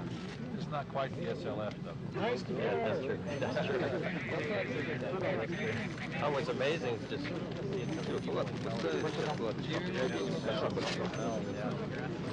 Мешаю, нет? Am I in the way? We'll see it once again. Oxygen 90.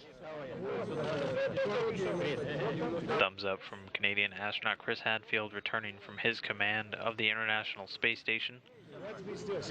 Chris was the first Canadian commander of a spacecraft, wrapping up a historic 144 days on board the station.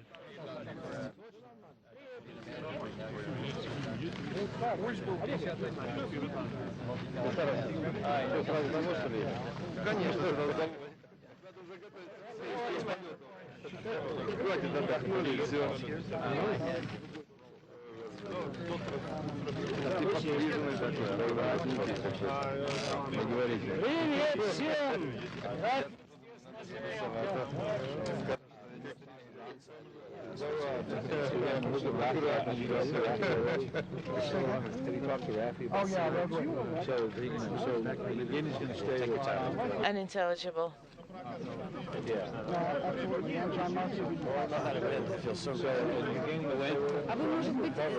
Maybe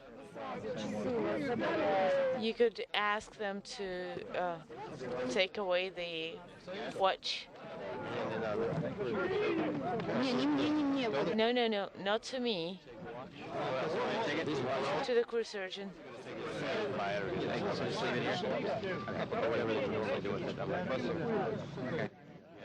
What do they normally do? Then you got a skeeter on your foot. I guess I can find out. Man, it does carry. That watch weighs like 10 pounds. I'll carry it for you. Cool. Now, did you do this on the shuttle? Did you start moving your head around? How'd you do that with kids? Yeah, well, that's the thing. It's weird to do this. My head goes.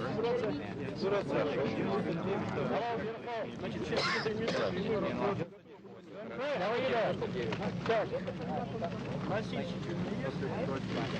Yes, yeah. Boy, that was quite a ride home. That was some tough, great little spaceship. We were laughing. It was a lot of fun. You may not go home on the same great ride.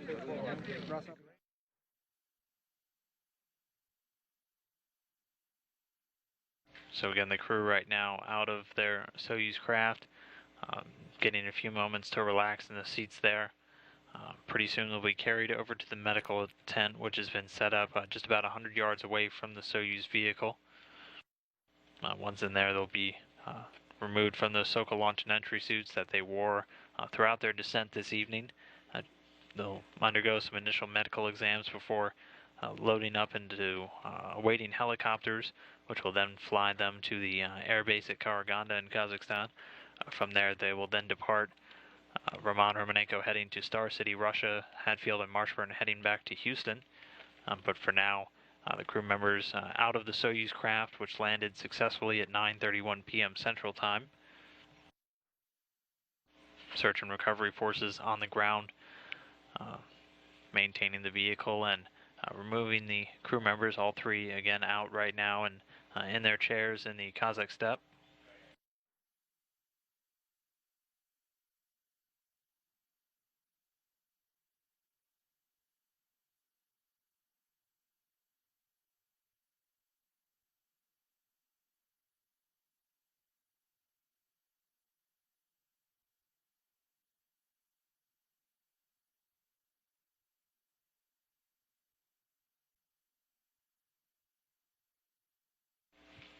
So again, as you can see, all three of our Expedition 35 crew members safely outside of their Soyuz craft at this point.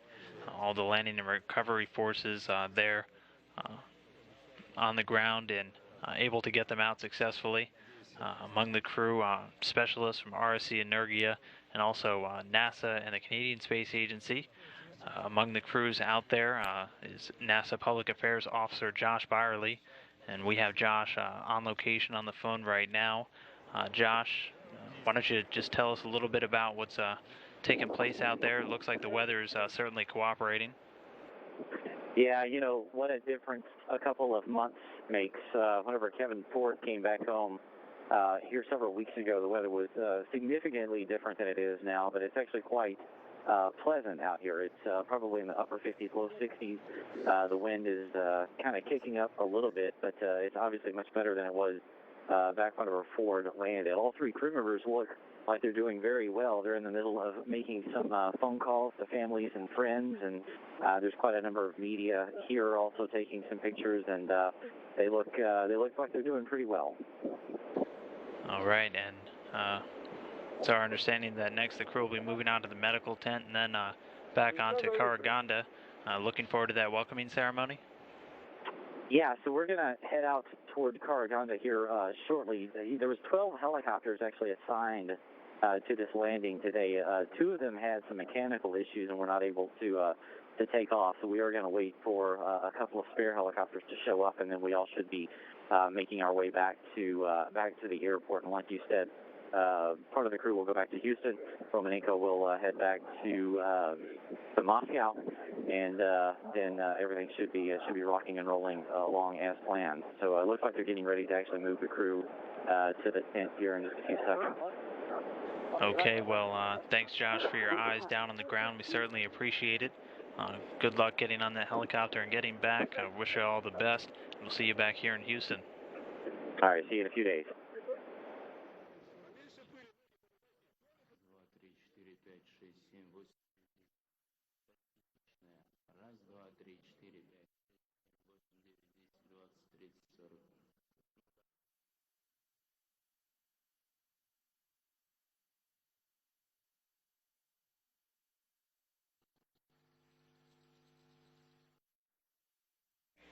And so, like Josh reported, it looks like they're getting ready to move the crew over to the medical tent while they'll get their initial medical screenings and get a chance to get out of those SOCA launch and entry suits.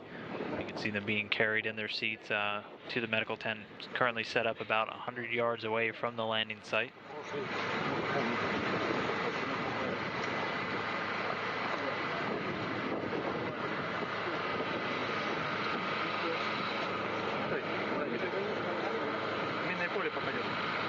Okay, be careful on the field.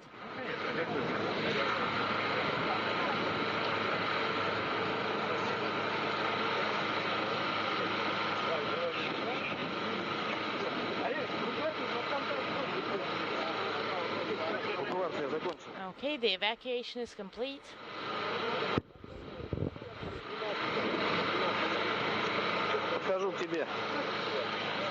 I'll show you.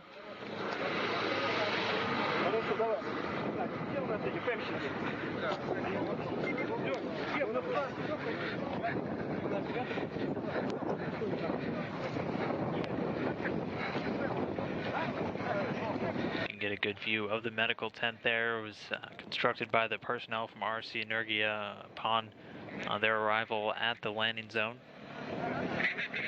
We're now inside, going to change out of those SOCA launch and entry suits and undergo that initial medical screening before being loaded into some ATVs to drive them to the awaiting helicopters, which will then transport them to Karaganda. Sergey, everything was very well audible. We could hear everything really well. Everything is great.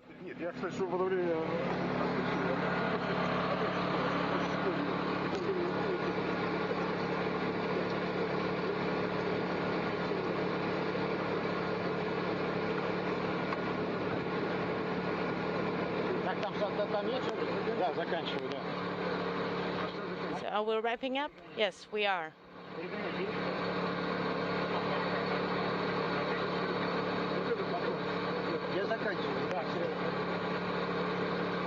Okay, I'm wrapping up. There you can see the Soyuz craft back positioned upright.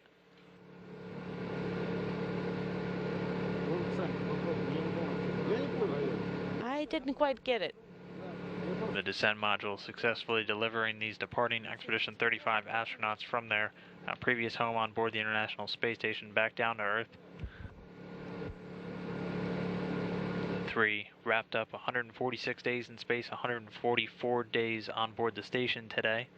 With that successful landing in Kazakhstan at 9:31 p.m. Central Time, 8:31 a.m. Kazakh time.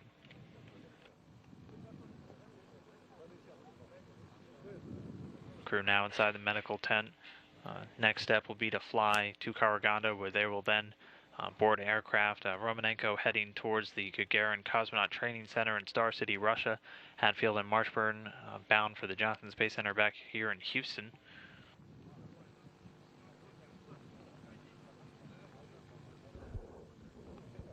All of today's landing operations going flawlessly, the vehicle showing no issues throughout. Everything happening right along the timeline, even getting pretty decent communication with the crew during the descent. Hooray!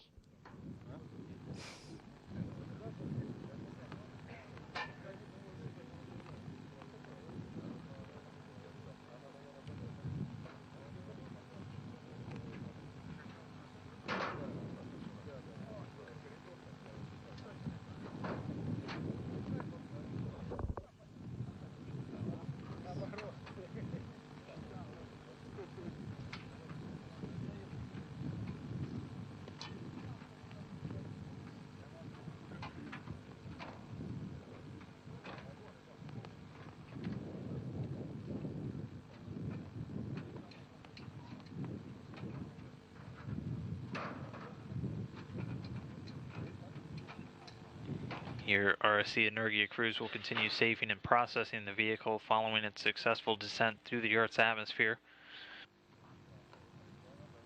You can see the outer shell definitely exposed to some pretty high heat. Temperatures rising as high as 2,500 degrees Fahrenheit during the peak portions of heating during that entry through the Earth's atmosphere. The heat shield on the bottom of the spacecraft absorbing the brunt of that, being jettisoned after parachute deployment though.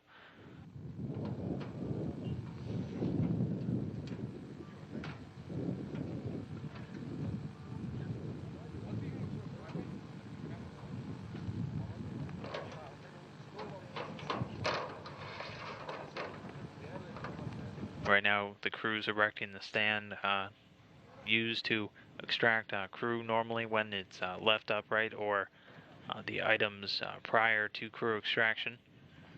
Soyuz having some down mass capability, generally bringing back down a small supply of experiment items, generally biological samples from the crew members on board.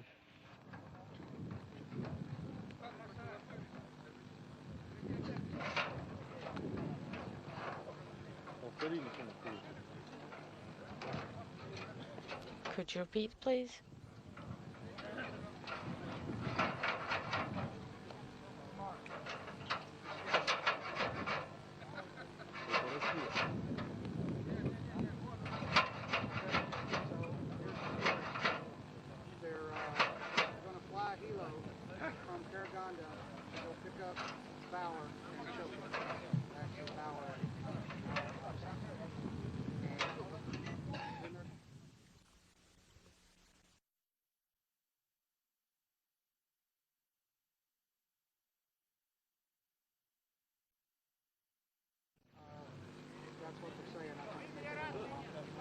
And then they may actually wait to hold the crew here until they get back with that group, because there's some stuff on that helo that they need here at the landing site. So potentially we could be here with the crew. The buttons are on top. On the other side. The helo that's in Jessica. Just put the bag over.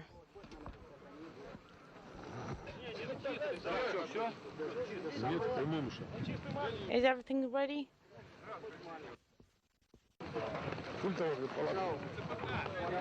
GCDC.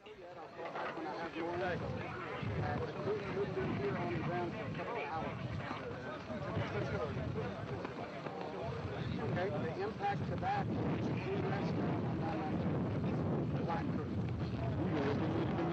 Recovery forces continuing to work on the Soyuz craft there in the vast expanse of Kazakhstan. Unintelligible. Again, successful landing taking place at 9:31 p.m. Central Time unofficially.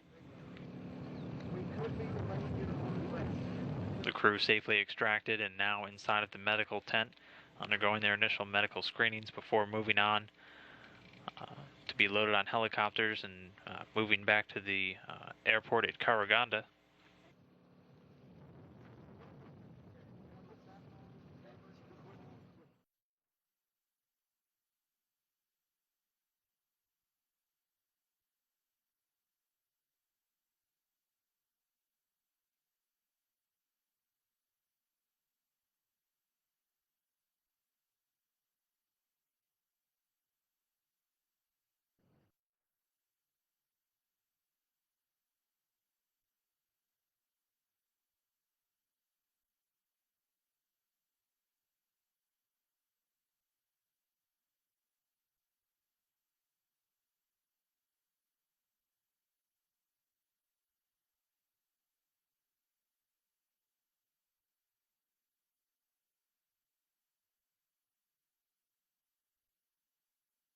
Again, here you can see that landing site, landing just on target.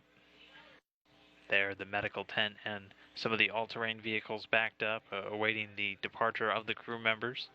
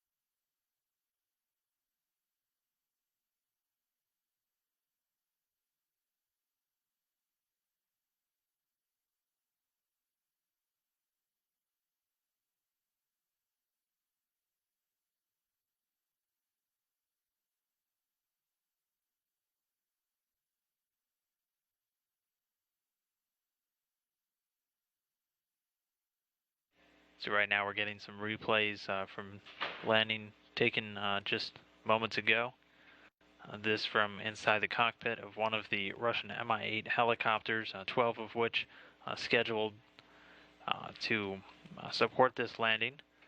As NASA Public Affairs Officer Josh Byerly reported, 2 of which suffering a few mechanical issues, but obviously all of the necessary personnel able to get to the landing zone successfully.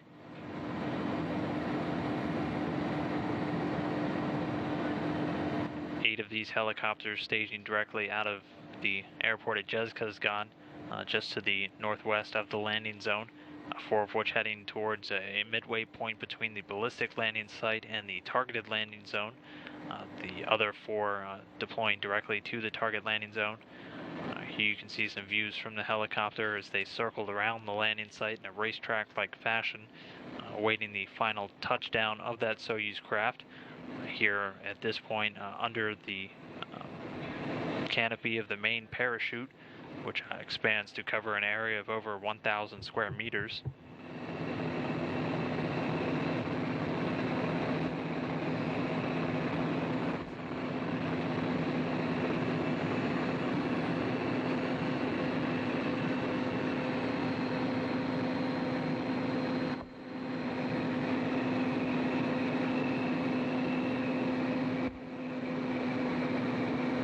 These helicopters carried many of the essential personnel to the landing zone, including flight surgeons, as well as landing site personnel in charge of safing the vehicle and extracting the crew, and also erecting the medical tent. At this point, the Soyuz spacecraft was descending at a rate of just about 7.2 meters per second. Once there, you can see the soft landing rockets fire just about 2 seconds before landing, slowing it to a final descent rate of just 0.8 meters while right above the ground.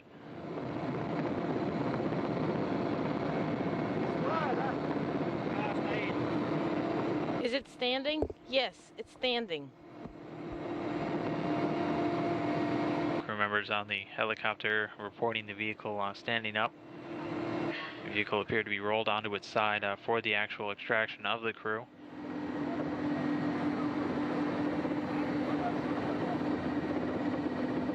see one of the first helicopters to touch down, moving in on the landing zone just a few moments after that successful touchdown. On its side.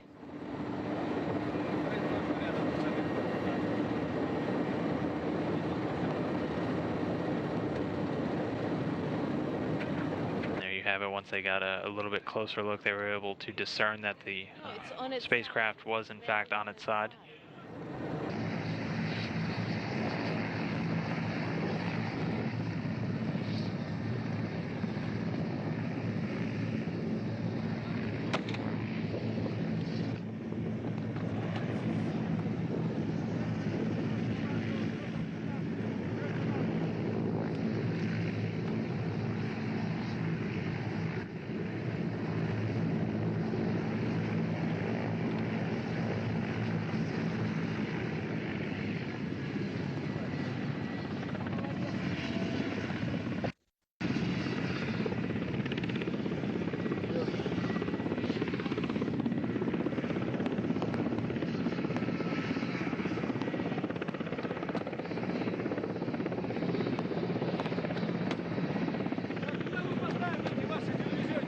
Okay.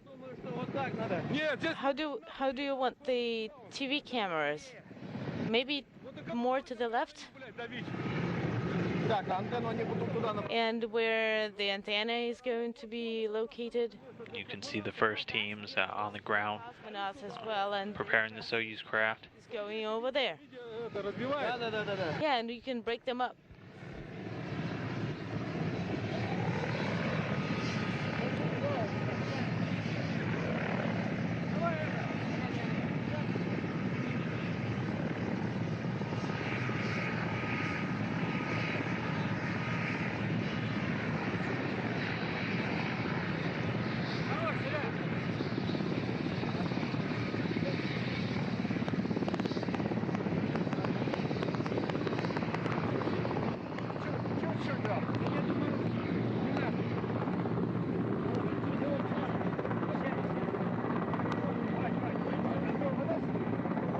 Hold on.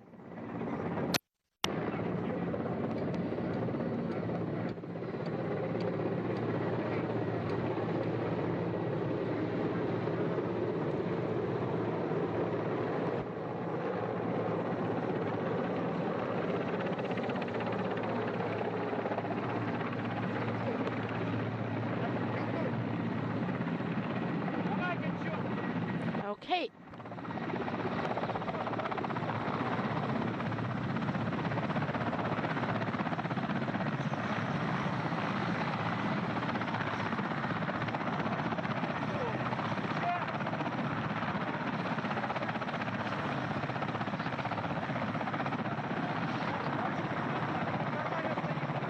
Is it standing right? Yes.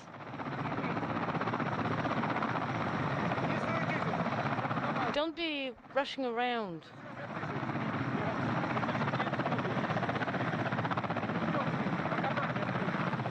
Let's open on command. Set a gate. Move away. Give way.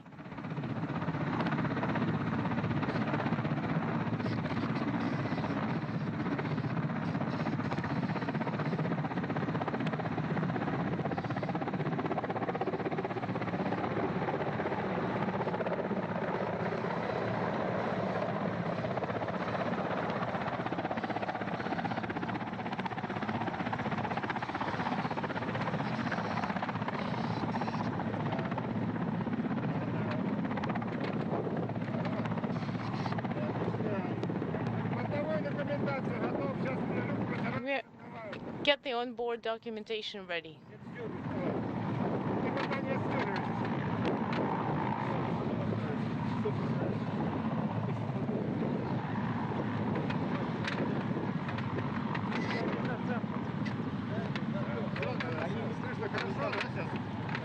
You can't hear. Well, they probably can hear you through the window already.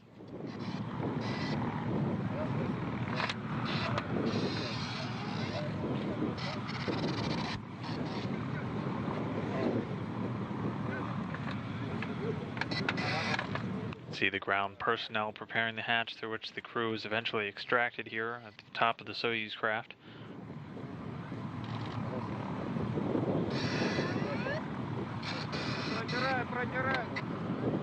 Wipe it off real clean.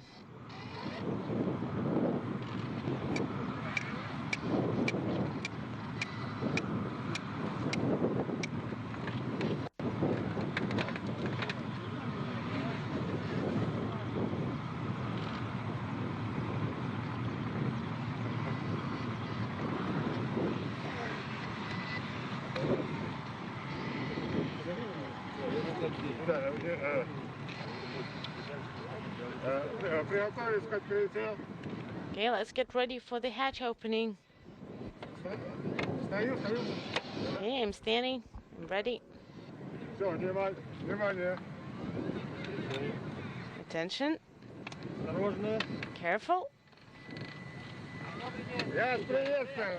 Hello. Welcome back. Who's there? Who's that? Give me on board documentation. How are you feeling? How are you feeling? How are you? Roman, how are you? Great? That's good. Our first look at the returned crew.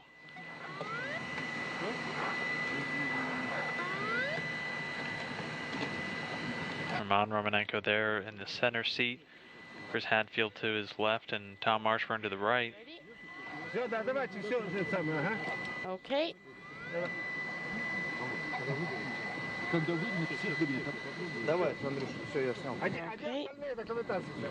Where is the rest of the onboard documentation? On top?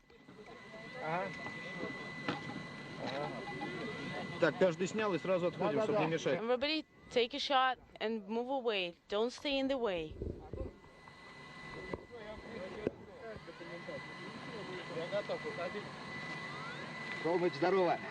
Okay. Alive. Good job. Hold on. Don't be in a rush. On my command. Who said get out? Who's giving such commands? Give the command. We already told them.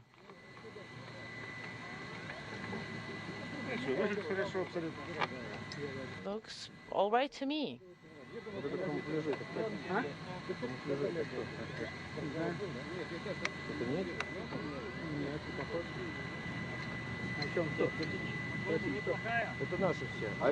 These are all ours.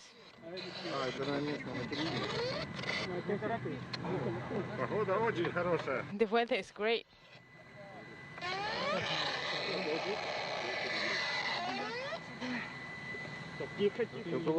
Okay, easy. Evacuating the first cosmonaut. Careful, watch out, his legs. Grigorievich.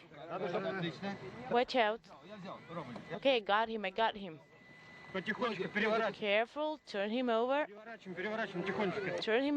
Careful. Okay, got him. Soyuz Commander Roman Romanenko being the first one extracted from this capsule.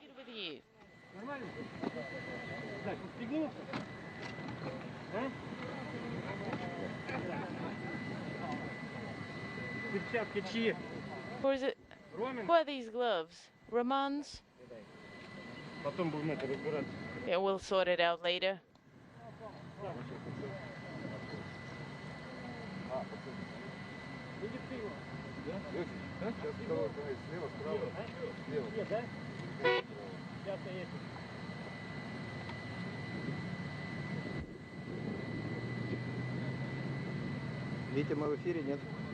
Are we live?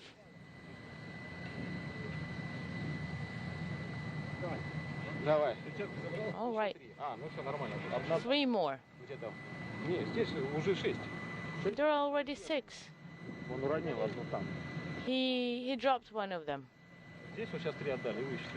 And we got 3. He gave 3 back. And I just got 3. All right. And then there were reserve gloves.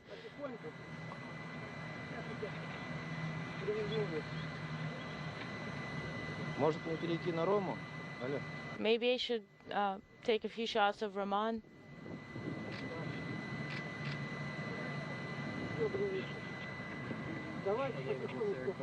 All right, take it easy.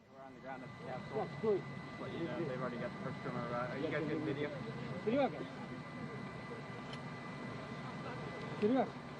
Sergey?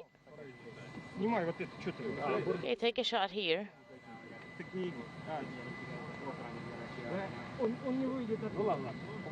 Oh, he won't get out like this. Okay, give him a hand. And this is roughly where we picked up our landing video during the live broadcast. Roman Romanenko already extracted from the Soyuz capsule and seated in his seat, awaiting the remainder of his crew, Tom Marshburn and Chris Hadfield, to get a chance to exit the Soyuz vehicle.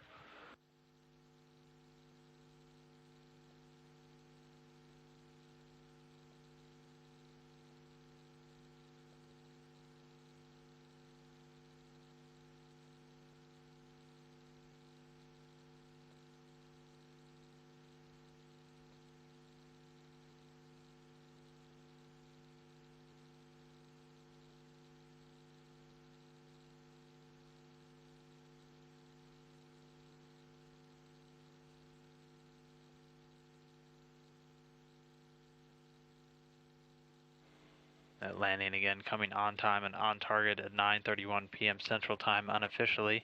Their landing site just to the southeast of Jezkazgan, where the prime landing team and ballistic landing team staged out of earlier this evening.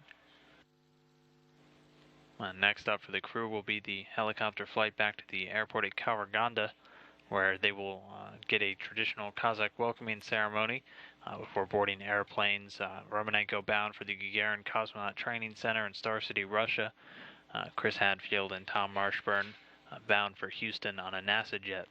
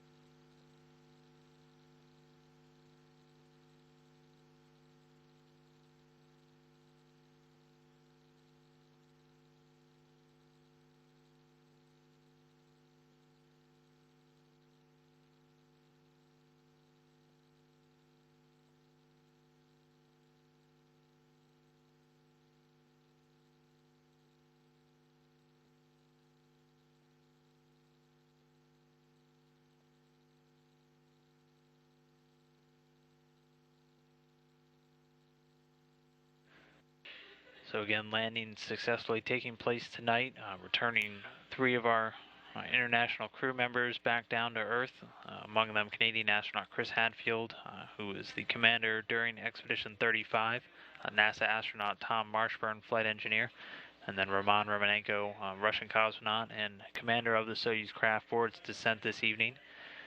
While they depart, remaining on board are still 3 astronauts and cosmonauts. They have officially begun Expedition 36, which started at the moment of the Soyuz departing the International Space Station. Remaining on board NASA astronaut Chris Cassidy, Russian cosmonaut Pavel Vinogradov, and also commander of Expedition 36. And finally rounding out the 3-person crew for right now, Russian cosmonaut Alexander Mazurkin. Those 3 will remain a solo on board the International Space Station for roughly the next 2 weeks, until the launch of the next 3 crew members to join them on board. That launch is scheduled to take place from the Baikonur Cosmodrome in Kazakhstan on May 28th, sending NASA astronaut Karen Nyberg, Russian cosmonaut Fyodor Yurchikhin, and European Space Agency astronaut Luca Parmitano to the International Space Station to bring Expedition 36 up to its full 6-person contingent. So again, all of the activities with tonight's landing going flawlessly, the vehicle performing without issue, safely delivering three international crew members back down to Earth. We will be bringing you continuing coverage of the landing in a video file following this evening's broadcast that'll air here on NASA TV at 11 p.m. Central Time. We'll also be bringing you updated landing video and any interviews that NASA Public Affairs Officer Josh Byerly gets a chance with the crew members returned tomorrow morning. First, we'll be bringing you Space Station Live at its regular time at 10 a.m. Central Time, 11 a.m. Eastern. Be able to recap all of the landing events. And then following that will be that video file, again at 11 a.m. Central Time, 12 p.m. Eastern. But with that, we'll go ahead and wrap up tonight's coverage of the Expedition 35 Soyuz landing, all successful. Be sure to check back in tomorrow for Space Station Live and continuing coverage of life on board the International Space Station. So for now, we will go ahead and sign off. This is Mission Control Houston.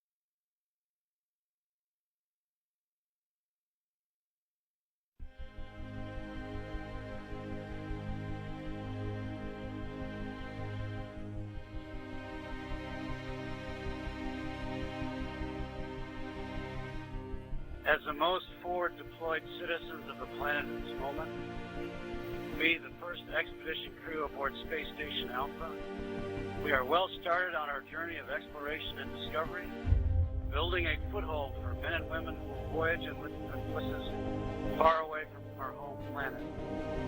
We are opening the gateway to space for all humankind.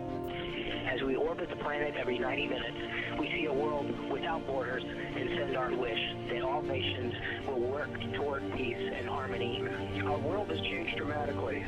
Still, the ISS is physical proof that nations can work together in harmony to promote peace and global cooperation and reach goals that are simply out of this world.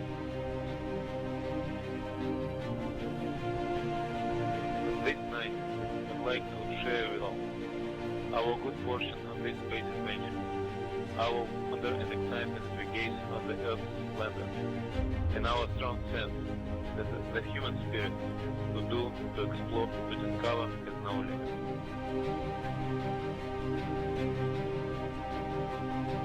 Times are hard all over the world, but this is a time when we can all think about being together and treasuring our planet. And we have a pretty nice view of it up here.